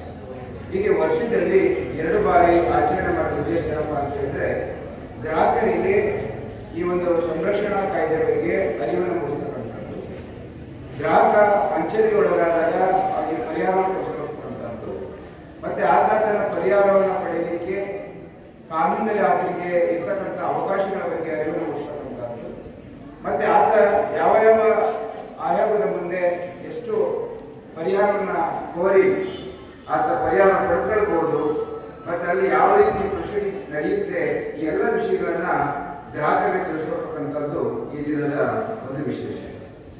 ಈ ವರ್ಷ ಡಿಜಿಟಲ್ ನ್ಯಾಯಾಲಯದ ಮೂಲಕ ಪ್ರಕರಣಗಳ ತ್ವರಿತ ಮತ್ತು ಸಮರ್ಥ ವಿಲೇವಾರಿ ಇರ್ತಕ್ಕಂಥ ವಿಷಯದ ಬಗ್ಗೆ ಗ್ರಾಹಕರಿಗೆ ಅರಿವು ಮೂಡಿಸಬೇಕು ಅಂತಕ್ಕಂಥದ್ದು ಸರ್ಕಾರದ ಒಂದು ಇವತ್ತಿನ ವಿಷಯ ಆಗಿದೆ. ಬಹುಮುಖ್ಯವಾಗಿ ಕಳೆದ ವರ್ಷ 2024ರಲ್ಲಿ ದಿವಾಳಿ ಪ್ರಕ್ರಿಯಾ ಸಮಿತಿಗೆ ಒಂದು ತಿದ್ದುಪಡಿಯನ್ನು ತಂದಿದ್ದಾರೆ. ತಿದ್ದುಪಡಿಯ ಪ್ರಕಾರ ಸೆಕ್ಷನ್ 89A ಅಡಿನಲ್ಲಿ ಏನ್ ಮಾಡಿದ್ದಾರೆ ಅಂತ ಹೇಳಿದ್ರೆ, ನಾವು ಕೋರ್ಟ್ನಲ್ಲಿ ಪ್ರಕರಣವನ್ನು ನಡೆಸಬೇಕಾದ್ರೆ 10-12 ವರ್ಷ ತಗೊಳುತ್ತೆ. ಮೇಲ್ಮನವಿ ಸಲ್ಲಿಸ್ತಾ ಹೋದ್ರೆ 30-40 ವರ್ಷಗಳು ಆದರೂ ವಿಲೇವಾರಿ ಆಗಿರ್ತಕ್ಕಂಥದ್ದನ್ನು ನಾವೆಲ್ಲ ಗಮನಿಸ್ತಾ ಇದ್ವಿ. ಈ ಕಾಯ್ದೆ ತಿದ್ದುಪಡಿ ಬಂದ ಮೇಲೆ ಯಾರು ನ್ಯಾಯಾಲಯಕ್ಕೆ ದಾವೆಯನ್ನ ಹಾಕ್ತಿರೋ ಆ ದಾವೆಯನ್ನು ಹಾಕಿದ ಮೇಲೆ ಎದುರುದಾರರಿಗೆ ನೋಟಿಸ್ ಕೊಡ್ತಾರೆ. ಎದುರುದಾರ ವಕೀಲ ಮೂಲಕ ಕೋರ್ಟ್ಗೆ ಬಂದು ತನ್ನ ತಕರಾರು ಸಲ್ಲಿಸ್ತಾರೆ. ಸಲ್ಲಿಸಿದ ಮೇಲೆ ಮಧ್ಯಕಾಲೀನ ಆದೇಶದ ತುರ್ತು ಸಂದರ್ಭಗಳು ಇಲ್ಲದಂತಹ ಪಕ್ಷದಲ್ಲಿ ತಕ್ಷಣ ನ್ಯಾಯಾಲಯ ಮಾಡುತ್ತೆ, ಅಲ್ಲಿ ಒಂದು ಇಷ್ಯೂಸ್ ಪ್ರೇಮಂಟ್ ಮಾಡ್ತಾರೆ. ಅಂದ್ರೆ ವಿವಾದಾಂಶ 2 ಪಕ್ಷಗಳಾದ್ರೂ ನ್ಯಾಯಾಲಯದಲ್ಲಿ ತಾವು ಏನನ್ನು ಸಾಬೀತು ಮಾಡಬೇಕು ಅಂತ. ಅಲ್ಲಿಂದ 2 ವರ್ಷಗಳ ಒಳಗೆ ಪ್ರಕರಣಗಳಲ್ಲಿ ವಿಲೇವಾರಿ ಮಾಡಬೇಕು ಅಂತೇಳಿ ಕಳೆದ ವರ್ಷ ಈ ಒಂದು ಕಾಯ್ದೆಗೆ ತಿದ್ದುಪಡಿ ಅಂತ ಇಲ್ಲ. ಮೊದಲು ಅವರ ಪರ್ಮಿಷನ್ ಕೇಳ್ತಾ ಇದ್ವಿ, ಈಗ ಅವ್ರು ಯಾವುದೇ ಪರ್ಮಿಷನ್ ಇಲ್ಲ. ಪ್ರತಿಯೊಂದು ಪ್ರಕರಣಗಳನ್ನ ಮೀಡಿಯೇಷನ್ಗೆ ಅಂತೇಳಿ ಕಳಿಸ್ಕೊಂಡು, ಆ ಮೀಡಿಯೇಷನ್ ಅಲ್ಲಿ ನಮಗೆ 60 ದಿವಸ ಸಮಯ ಇರುತ್ತೆ. 60 ದಿನದಲ್ಲಿ 2 ಪಕ್ಷಗಾರರನ್ನ ಕೂರಿಸ್ಕೊಂಡು ಅವರಿಗೆ ಒಂದು ಕೌನ್ಸಿಲಿಂಗ್ ಮಾಡಿ ಕಾನೂನಿನ ಚೌಕಟ್ಟಿನಲ್ಲಿ ಇತ್ಯರ್ಥ ಮಾಡ್ಕೊಳ್ಳಿ, ಕೊಟ್ಟಿರ್ತಕ್ಕಂಥ ಕೋರ್ಟ್ಸ್ ವಾಪಸ್ ಕೊಡ್ತೀವಿ. ಮತ್ತೆ ಇಲ್ಲಿ ಏನ್ ತೀರ್ಮಾನ ಆಗುತ್ತೋ ಇದ್ರ ಮುಂದೆ ಯಾವುದೇ ಅಪೀಲ್ ಇರಲ್ಲ. ಇದರಿಂದ ಏನಾಗುತ್ತೆ, ಗ್ರಾಹಕರಿಗೆ ಅಥವಾ ಬಾಧಿತ ವ್ಯಕ್ತಿಗೆ ಆರ್ಥಿಕ ಮುಗ್ಗಟ್ಟು ಕಡಿಮೆ ಆಗುತ್ತೆ, ಅವರ ಒತ್ತಡ ಕಡಿಮೆ ಆಗುತ್ತೆ, ಮತ್ತೆ ಅವರ ಅಭಿವೃದ್ಧಿ ಹೊಂದಲಿಕ್ಕೆ ಸಾಧ್ಯ ಆಗುತ್ತೆ ಹಿನ್ನೆಲೆಯಲ್ಲಿ ಈ ಒಂದು ಕಾಯ್ದೆ ಜಾರಿಗೆ ತರಲಾಗಿದೆ. ಅದ್ರ ಜೊತೆಗೆ ನಾವೇನ್ ಮಾಡ್ತಾ ಇದ್ವಿ, ಒಂದು ಪ್ರಕರಣ ದಾಖಲು ಮಾಡಬೇಕಾದ್ರೆ ನ್ಯಾಯಾಲಯಕ್ಕೆ ಬರಬೇಕಾಗಿತ್ತು. ಆದ್ರೆ ಈ ಹೊಸ ಕಾಯ್ದೆ ಪ್ರಕಾರ ಏನಾಗಿದೆ, ಈ ಫೈಲಿಂಗ್ ಅಂತ ತಂದಿದ್ದೀವಿ. ಅಂದ್ರೆ ನಾವು ನಮ್ಮ ಮನೆಯಲ್ಲೇ ಕುಳಿತುಕೊಂಡು ಈ ಫೈಲಿಂಗ್ ಮಾಡಿ ಪ್ರಕರಣವನ್ನ ವಿಲೇವಾರಿ ಮಾಡ್ಕೊಳ್ಳಿಕ್ಕೆ ಅವಕಾಶ ಇದೆ. ಅದರಲ್ಲಿ ಏನಪ್ಪಾ ಅಂತ ಹೇಳಿದ್ರೆ ಎರಡೂ ಪಕ್ಷಗಳ ಮೊಬೈಲ್ ನಂಬರ್ಗಳು ಮತ್ತು ಎರಡೂ ಪಕ್ಷಗಳ ಇಮೇಲ್ ಐಡಿಯನ್ನ ನಾವು ಆ ಫೈಲ್ನಲ್ಲಿ ನಮೂದಿಸಬೇಕಾಗುತ್ತೆ. ಮೊದಲು ಒಬ್ಬ ವ್ಯಕ್ತಿಗೆ ನಾವು ನೋಟಿಸ್ ಜಾರಿ ಮಾಡಬೇಕಾದ್ರೆ 2, 3, 4, 5 ವರ್ಷಗಳು ತಗೊಳ್ತಾ ಇತ್ತು. ಯಾಕೆಂದ್ರೆ ಕೋರ್ಟಿಂದ ಅರ್ಜಿ ತಗೊಂಡು ನೋಟಿಸ್ ಕೊಡ್ತಾ ಇದ್ದ. ಹಾಗೇನ್ ಮಾಡ್ತಾರೆ, ಉದ್ದೇಶಪೂರ್ವಕವಾಗಿ ಅಥವಾ ಮನೆಯಲ್ಲಿಲ್ಲ ಅಂತಲೋ ಅಥವಾ ಮನೆ ಬಾಗ್ಲಾಕಿದೆ ಅಂತಲೋ ಅಥವಾ ವಿಳಾಸ ಸರಿಯಿಲ್ಲ ಅಂತಲೋ ವಾಪಸ್ ಬರ್ತಾ ಇದ್ರು. ಮತ್ತೆ ನಾವು ವಕೀಲರು ಏನ್ ಮಾಡ್ತೀವಿ, ಮತ್ತೆ ಅರ್ಜಿ ಹಾಕೊಡ್ತಾ ಇದ್ವಿ. ತಿರ್ಗಿ ಅದ್ರ ಮೇಲೆ ಆದೇಶ ಹಾಕಬೇಕು, ತಿರ್ಗಿ ಮತ್ತೆ ನೋಟಿಸ್ ತಗೊಂಡು ಹೋಗ್ಬೇಕು, ಪೇಪರ್ ಹಾಕ್ಸ್ಬೇಕು, ಮನೆ ಮೇಲೆ ಅಂಟಿಸ್ಬೇಕು, RPD ತಗೊಂಡು, ಹೀಗೆ ಹಲವಾರು ಪ್ರೊಸೀಜರ್. ಹೊಸ ಕಾಯ್ದೆ ಬಂದ ಮೇಲೆ ಆ ತರ ಇಮೇಲ್ ಐಡಿ ಮತ್ತೆ ವಾಟ್ಸಪ್ ಎಲ್ಲ ಇರೋದ್ರಿಂದ ಅವರಿಗೆ ಅದ್ರ ಮೂಲಕ ನಾವು ನೋಟಿಸ್ ಜಾರಿ ಮಾಡಿದ್ರೆ ಅವ್ರು ಅದನ್ನ ನೋಡಿದ ತಕ್ಷಣನೇ ಈ ನ್ಯಾಯಾಲಯದಲ್ಲಿ ನೋಟಿಸ್ ಬಂದಿದೆ ಅಂತೇಳಿ ಪೂರ್ವಭಾವನೆ, ಆಗ ಅವ್ರು ನ್ಯಾಯಾಲಯದಲ್ಲಿ ಬಂದು ವಕೀಲ ಇಟ್ಕೊಳ್ಬೇಕಾಗುತ್ತೆ ನೋಡಿ. ಇದು ಇವತ್ತಿನ ನಮ್ಮ ಗ್ರಾಹಕರಿಗೆ ಅನುಕೂಲ ಆಗ್ತದೆ. ಅದ್ರ ಜೊತೆಗೆ ನಾವು ನ್ಯಾಯಾಲಯಕ್ಕೆ ಕಾಪಿ ತಗೊಳ್ಬೇಕಾದ್ರೆ ನಾವು ಕೋರ್ಟ್ಗೆ ಬಂದು ಅರ್ಜಿ ಹಾಕಿ ಕೋರ್ಟ್ನಲ್ಲಿ ಡಾಕ್ಯುಮೆಂಟ್ ಕಾಪಿನ ತಗೊಳ್ಬೇಕಾಗಿತ್ತಲ್ವಾ. ಈಗ ನೀವೇನಿಲ್ಲ, ಮನೇಲೇ ಕುಳಿತುಕೊಂಡು ಕಾಪಿ ಅಪ್ಲಿಕೇಶನ್ ಹಾಕ್ಬಿಟ್ಟು ಈ ಡಿಜಿಟಲ್ ಮೂಲಕನೇ ನ್ಯಾಯಾಲಯದಲ್ಲಿ ಏನು ಎವಿಡೆನ್ಸ್ ಆಗಿದೆಯೋ ಅದು ಕಾಪಿನ ನೀವು, ಅದು ಏನು ಹೇಳಿಕೆಗಳಾಗಿದೆ ಸ್ಟೇಟ್ಮೆಂಟ್ ಕಾಪಿಗಳನ್ನ ಕುಳಿತಲ್ಲೇ ನೀವು ಈ ಡಿಜಿಟಲ್ ಮೂಲಕ ಕಾಪಿಗಳನ್ನು ತಗೊಳ್ಬಹುದು. ಸೊ ಈ ಕಾಪಿಗೆ ಮಾನ್ಯತೆ ಇದೆ. ಯಾಕೆಂದ್ರೆ ನ್ಯಾಯಾಲಯದಲ್ಲಿ ಒಂದು ಆದೇಶ ಆದಾಗ ಆದೇಶ ಪ್ರತಿನ ತಗೊಳ್ಳಿಕ್ಕೆ ನಿಮಗೆ ಸಮಯ ತಗೊಳ್ತಾ ಇತ್ತು. ಈಗ ನಾವು 5 ಗಂಟೆಗೆ ಯಾವ್ದು ಜಡ್ಜ್ಮೆಂಟ್ ಆಗಿದೆ ಅಂದ್ರೆ ಅಪ್ಲೋಡ್ ಮಾಡ್ತಾರೆ, ನೀವು 5:15ಗೆ ಆ ಕಾಪಿನ ತಗೊಂಡು ಅದರ ಆಧಾರದ ಮೇಲೆ ನೀವು ಮನೆಯಲ್ಲಿ ಸಲ್ಲಿಸ್ಕೋಬಹುದು. ಆಮೇಲೆ ಬೇಕಾದ್ರೆ ಕೋರ್ಟಿನ ಸೆಪರೇಟ್ ಕಾಪಿ ತಗೊಳ್ಬಹುದು. ಸೊ ಅದರಿಂದ ಈ ಡಿಜಿಟಲ್ ಏನು ಮಾಧ್ಯಮದಲ್ಲಿ ಎಷ್ಟೆಲ್ಲ ಅನುಕೂಲ ಇರುತ್ತೆ ಅಂದ್ರೆ, ಈಗ ನಾವು ಸಾಕ್ಷಿ ಹೇಳಿಕೆ ಕೋರ್ಟ್ಕೋಬೇಕಾಗಿದೆ. ಯಾರೊಬ್ಬ ಬೆಂಗಳೂರಿನೋ ಅಥವಾ ಬಳ್ಳಾರಿ ಜೈಲಿನಲ್ಲೋ ಒಬ್ಬ ಆರೋಪಿ ಇದ್ದಾರೆ. ಈಗ ಅಲ್ಲಿನಿಂದ ಪೊಲೀಸ್ನ ಕರ್ಕೊಂಡು ಬಂದು ಕೋರ್ಟ್ ಪ್ರೊಡ್ಯೂಸ್ ಮಾಡಬೇಕಾಗಿತ್ತು. ಈಗ ಏನಿಲ್ಲ, ಅವನಲ್ಲೇ ಕುಳಿತುಕೊಂಡು ವಿಡಿಯೋ ಕಾನ್ಫರೆನ್ಸ್ ಮಾಡಿ ಅಲ್ಲಿಂದ ನಾವು ಹೇಳಿಕೆ ತಗೊಳ್ಬಹುದು.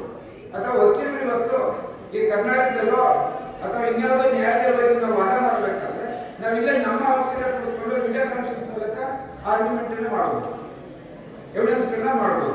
ಸೊ ಇದು ಗ್ರಾಹಕರಿಗೆ ಇತ್ತೀಚಿನ ತಿದ್ದುಪಡಿ ಕಾಯ್ದೆಯಲ್ಲಿ ಬಂದಿರತಕ್ಕಂಥ ಹಲವಾರು ಅನುಕೂಲತೆಗಳಿವೆ.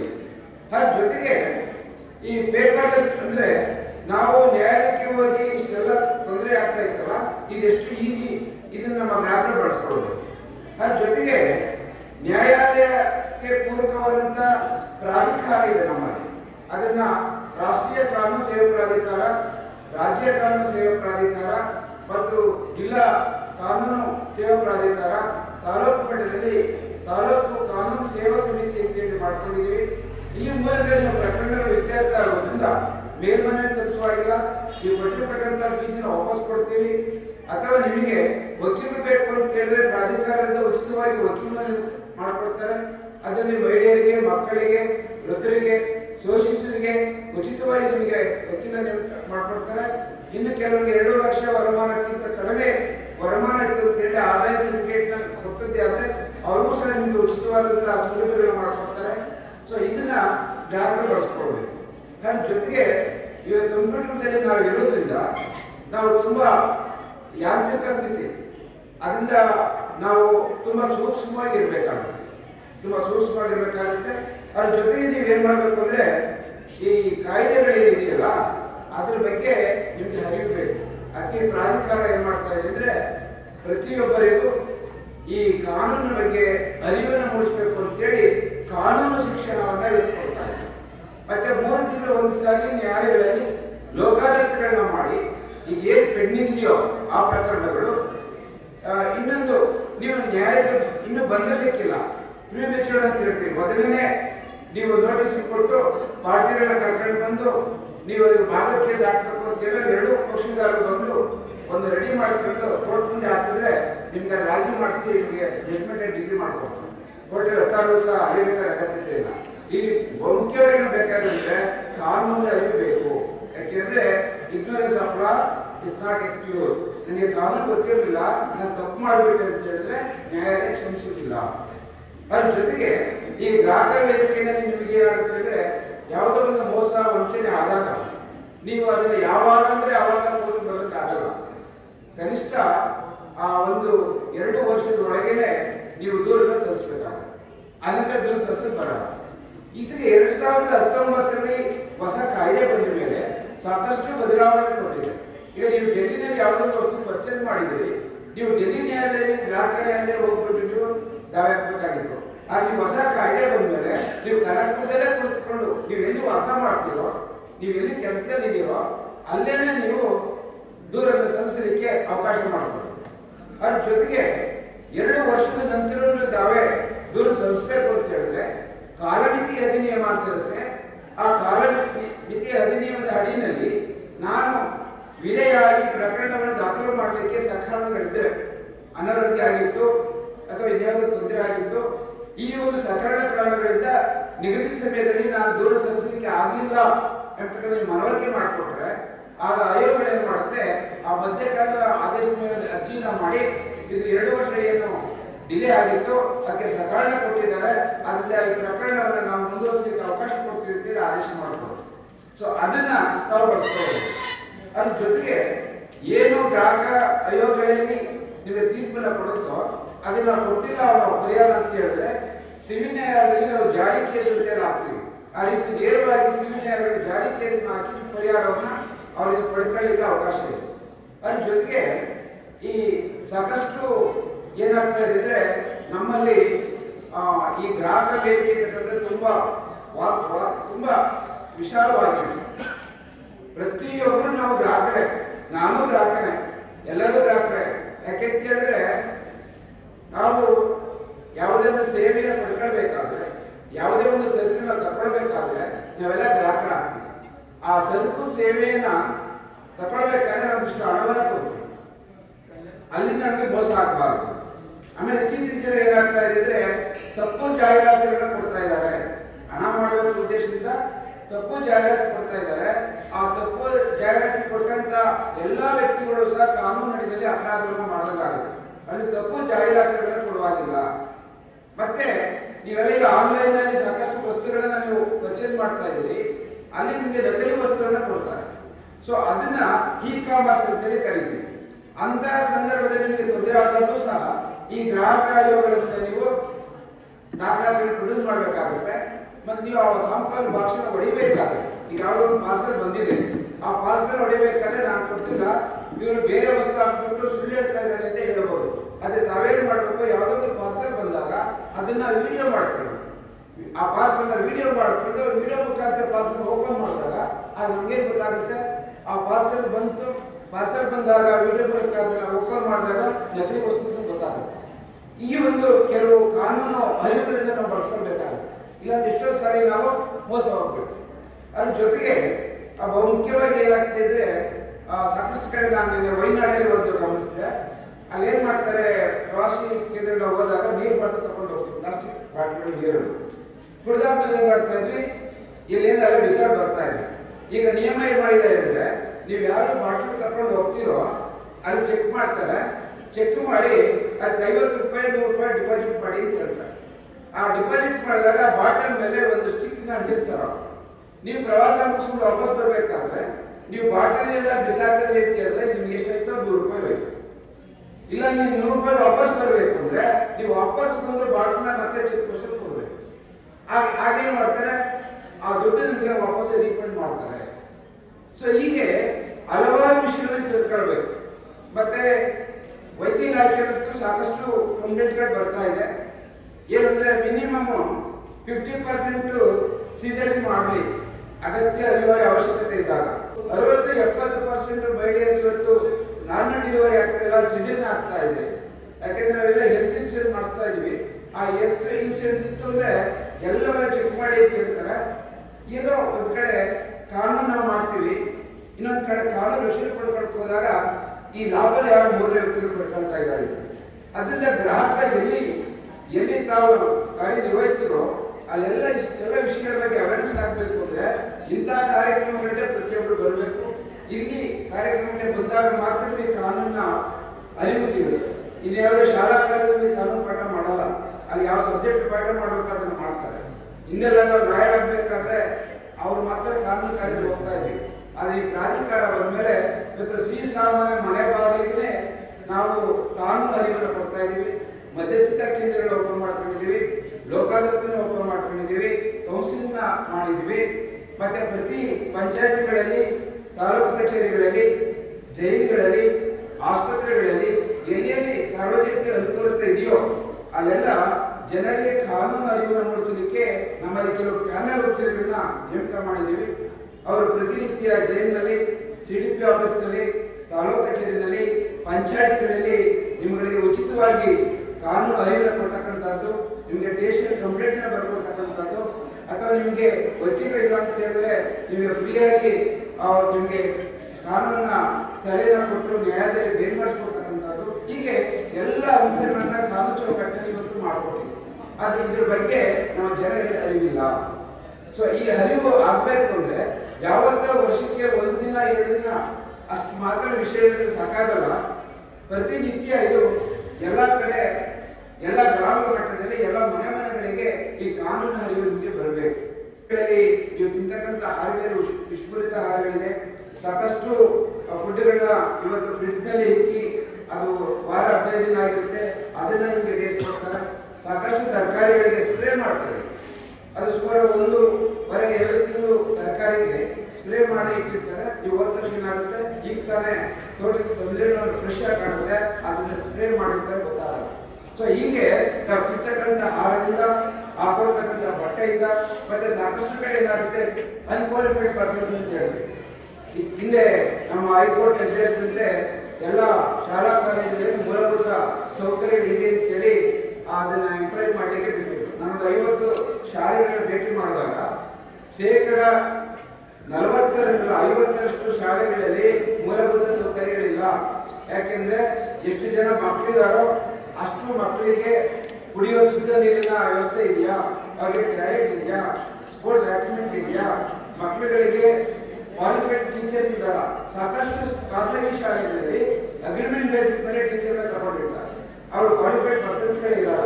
ಯಾಕಂದ್ರೆ ಕಡಿಮೆ ಸಂಬಳಕ್ಕೆ ತಗೊಂಡಿರ್ತಾರೆ. ಫೀಸ್ ಮಾತ್ರ ಪೋಸ್ಟ್ ಇದ್ರೆ ಲಕ್ಷದ ಫೀಸ್ ತಗೊಳ್ತಾರೆ. ಮತ್ತೆ ಮಕ್ಕಳಿಗೆ ಕಾಂಪೌಂಡ್ ಇದೆಯಾ, ಮತ್ತೆ ಮಕ್ಕಳಿಗೆ ಪ್ರತಿ ವರ್ಷ ಹೆಲ್ತ್ ಚೆಕಪ್ ಮಾಡಿಸ್ತಾ ಇದ್ದಾರಾ, ಮತ್ತೆ ಮಕ್ಕಳಿಗೆ ಸರ್ಕಾರ ಬರ್ಬೇಕಂತ ಎಲ್ಲ ಸೌಲಭ್ಯ ಕೊಡ್ತಾ ಇದ್ದಾರಾ, 5 ಕಿಲೋಮೀಟರ್ ದೂರದ ಇದ್ರೆ ಮಗು ಓಡಲಿಕ್ಕೆ ವಾಹನ ವ್ಯವಸ್ಥೆ ಮಾಡಿದಾರ. ಹೀಗೆ ಹಲವಾರು ಕಾಯ್ದೆಗಳಿದೆ ಮಕ್ಕಳ ಬಗ್ಗೆ, ಮಹಿಳೆಯರ ಬಗ್ಗೆ, ಆಮೇಲೆ ಹಿರಿಯ ನಾಗರಿಕರ ಬಗ್ಗೆ. ಪ್ರತಿಯೊಬ್ಬರಿಗೂ ಹುಟ್ಟನ್ನು ತಿಳಿದು ಸಾಯುವವರೆಗೂ ನಮ್ಮೆಲ್ಲಾ ಕ್ರಿಯೆಗಳಲ್ಲಿ ಇವತ್ತು ಕಾನೂನಿದೆ. ನಾವು ಅದನ್ನು ತಿಳ್ಕೊಳ್ಳಿಲ್ಲ ಅಂತ ಹೇಳಿದ್ರೆ ನಾವು ಈ ಸಮಾಜದಲ್ಲಿ ನೆಮ್ಮದಿಯಿಂದ ಬದುಕಲಿಕ್ಕೆ ಸಾಧ್ಯ ಇಲ್ಲ. ಅದರಿಂದ ಪ್ರತಿಯೊಬ್ಬರು ನಿಮ್ಮ ಏನೇ ಎಜುಕೇಶನ್ ಇದ್ರೂ ಸಹ ಅದ್ರ ಜೊತೆಗೆ ಕಾನೂನಿನ ಅರಿವು ಬೇಕಾಗುತ್ತೆ. ಮತ್ತೆ ಆಸ್ಪತ್ರೆಗಳಲ್ಲಿ ಆಗ್ಬೋದು, ಮೆಡಿಕಲ್ ಸ್ಟೋರ್ಗಳಲ್ಲಿ ಆಗ್ಬೋದು, ನೀವು ಬಸ್ನಲ್ಲೋ ಟ್ರೈನಲ್ಲೋ ಪ್ರಯಾಣ ಮಾಡಬೇಕಾದ ಸಂದರ್ಭ ಆಗ್ಬೋದು, ಮತ್ತೆ ಪರಿಸರದಲ್ಲಿ ಸ್ವಚ್ಛತೆಯನ್ನು ಕಾಪಾಡಿರ್ತಕ್ಕಿರ್ಬೋದು, ಎಲ್ಲ ವಿಷಯಗಳಲ್ಲಿ ಯಾವುದನ್ನು ಆಡು ಹುಟ್ಟಿದ ಸೊಪ್ಪಿನ ಅಂತ ಗಾಳಿ ಹೇಳ್ತಾರಲ್ಲ, ಹಾಗೆ ಕಾನೂನು ಇಲ್ಲದ ಯಾವುದೇ ವ್ಯವಸ್ಥೆ ಇಲ್ಲ. ಪ್ರತಿಯೊಂದು ವ್ಯವಸ್ಥೆಯಲ್ಲಿ ಕಾನೂನು ಇದೆ. ಆ ಕಾನೂನು ತಿಳ್ಕೊಂಡಾಗ ಮಾತ್ರ ನೀವು ಸಮರ್ಥವಾಗಿ ಜೀವನ ಮಾಡಲು ಸಾಧ್ಯ ಆಗುತ್ತೆ. ನನ್ನ ಸಂಪನ್ಮೂಲ ವ್ಯಕ್ತಿಯಾಗಿ ಒಂದಷ್ಟು ವಿಷಯನ ಹೇಳಿದ ಅವಕಾಶ ಮಾಡಿಕೊಟ್ಟಂತ ವೇದಿಕೆಯ ಅಧ್ಯಕ್ಷರಾಗಿರ್ತಕ್ಕಂಥ ಡಾಕ್ಟರ್ ಗಣೇಶ್ ಅವರಿಗೆ ಮತ್ತು ಆಹಾರ ಮತ್ತು ನಾಗರಿಕ ಇಲಾಖೆಯ ಉಪ ನಿರ್ದೇಶಕರಾಗಿರ್ತಕ್ಕಂಥ ಶ್ರೀಮತಿ ಶಿಲ್ಪಾ ರವರು, ಮತ್ತೆ ನಮ್ಮ ಪ್ರಾಧಿಕಾರದ ಮಂಡಳಿಯ ಕೆಲವು ಸದಸ್ಯರುಗಳ ಒಂದು ಸಹಾಯ ಸಹಕಾರದಿಂದ ಈ ಒಂದು ಕಾರ್ಯಕ್ರಮ ತುಂಬಾ ಯಶಸ್ವಿಯಾಗಿ ನಡೆದಿದೆ. ಅದರಿಂದ ಎಲ್ಲರಿಗೂ ನಾನು ತುಂಬಾ ಅಭಿನಂದನೆಗಳನ್ನ ಸಲ್ಲಿಸ್ತಾ ಈ ಒಂದು ಕಾರ್ಯಕ್ರಮದಲ್ಲಿ ಇದುವರೆಗೆ ನನ್ನ ಅನುಭವಪಟ್ಟಿರುವ ವಿಷಯಗಳನ್ನ ಹಂಚಿಕೊಂಡಿದ್ದೀನಿ. ಅವೆಲ್ಲ ನಿಮಗೆ ಅನುಕೂಲ ಆಗುತ್ತೆ ಅಂತ ಹೇಳಿ ಭಾವಿಸ್ತಾ ತಮ್ಮೆಲ್ಲರೂ ನಮ್ಮ ಬಯಸ್ತೇನೆ. ಎಲ್ಲ ಗಣ್ಯಮಾನ್ಯ ವ್ಯಕ್ತಿಗಳು ಸಾಕಷ್ಟು ರಾಷ್ಟ್ರೀಯ ಗ್ರಾಹಕರ ದಿನಾಚರಣೆ ಅಂಗವಾಗಿ ಕಾರ್ಯಕ್ರಮಗಳನ್ನ ಹಮ್ಮಿಕೊಂಡು ಈ ಒಂದು ಅರಿವು ಮೂಡಿಸುವ ಕಾರ್ಯಕ್ರಮ ಈಗಾಗಲೇ ಸಾಕಷ್ಟು ನಡೀತಾ ಇದೆ. ಈಗ ನಾನು ಇಲ್ಲಿಗೆ ಸಿಡಿಪಿ ಬಂದರೆ 2ನೇ ಕಾರ್ಯಕ್ರಮ ನಾನು ಅಟೆಂಡ್ ಮಾಡ್ತಾ ಇದ್ದೀನಿ. ಯಾಕೆ ಅಂದರೆ ನಾವು ಮಾಹಿತಿ ಕೊಡೋದು ಒಂದು ಅತಿ ಮುಖ್ಯವಾದ ಒಂದು ಮಾರ್ಗ. ನಿಮಗೆ ತಿಳಿಸ್ಬೇಕಾದ್ರೆ ನಾವು ಮಾಹಿತಿ ಸೇವೆ ಅನ್ನೋದು ನಾವು ಕೊಡಲೇಬೇಕಾಗ್ತದೆ. ನಮ್ಮ ಇಲಾಖಾ ವತಿಯಿಂದ, ಇತರ ಇಲಾಖೆ ವತಿಯಿಂದ ಸಾಕಷ್ಟು ಕಾರ್ಯಾಗಾರಗಳು, ತರಬೇತಿಗಳು ಮತ್ತೆ ಏನು ಮಾಹಿತಿ ಸೇವೆಗಳನ್ನ ಆಗಿಂದಾಗೆ ನಾವು ಒದಗಿಸ್ತಾ ಇರ್ತೇವೆ. ಅದೇ ರೀತಿ ಏನು ಗ್ರಾಹಕರ ಒಂದು ಇದು ಈಗಾಗಲೇ ಸಾಕಷ್ಟು ನಮ್ಮ ಸಂಪನ್ಮೂಲ ವ್ಯಕ್ತಿಗಳು, ಇತರ ಗಣ್ಯ ವ್ಯಕ್ತಿಗಳು ನಿಮಗೆಲ್ಲ ತಿಳಿಸಿದ್ದಾರೆ. ನಾನು ಸಂಕ್ಷಿಪ್ತವಾಗಿ ಒಂದೆರಡು ಮಾತುಗಳನ್ನ ಆಡಲಿಕ್ಕೆ ಇಷ್ಟಪಡ್ತೇನೆ. ನಾವು ಪ್ರತಿದಿನ ನಾವು ಏನಾದರೂ ಪರ್ಚೇಸ್ ಮಾಡಲೇಬೇಕು ಅಂದ್ರೆ ವ್ಯಾಪಾರ ಮಾಡ್ಕೊಳ್ತೀವಿ, ಪ್ರತಿದಿನ ಮಾಡ್ತೀವಿ, ನಾವು ನೀವೆಲ್ಲರೂ ಸಹ ಮಾಡ್ತೀವಿ.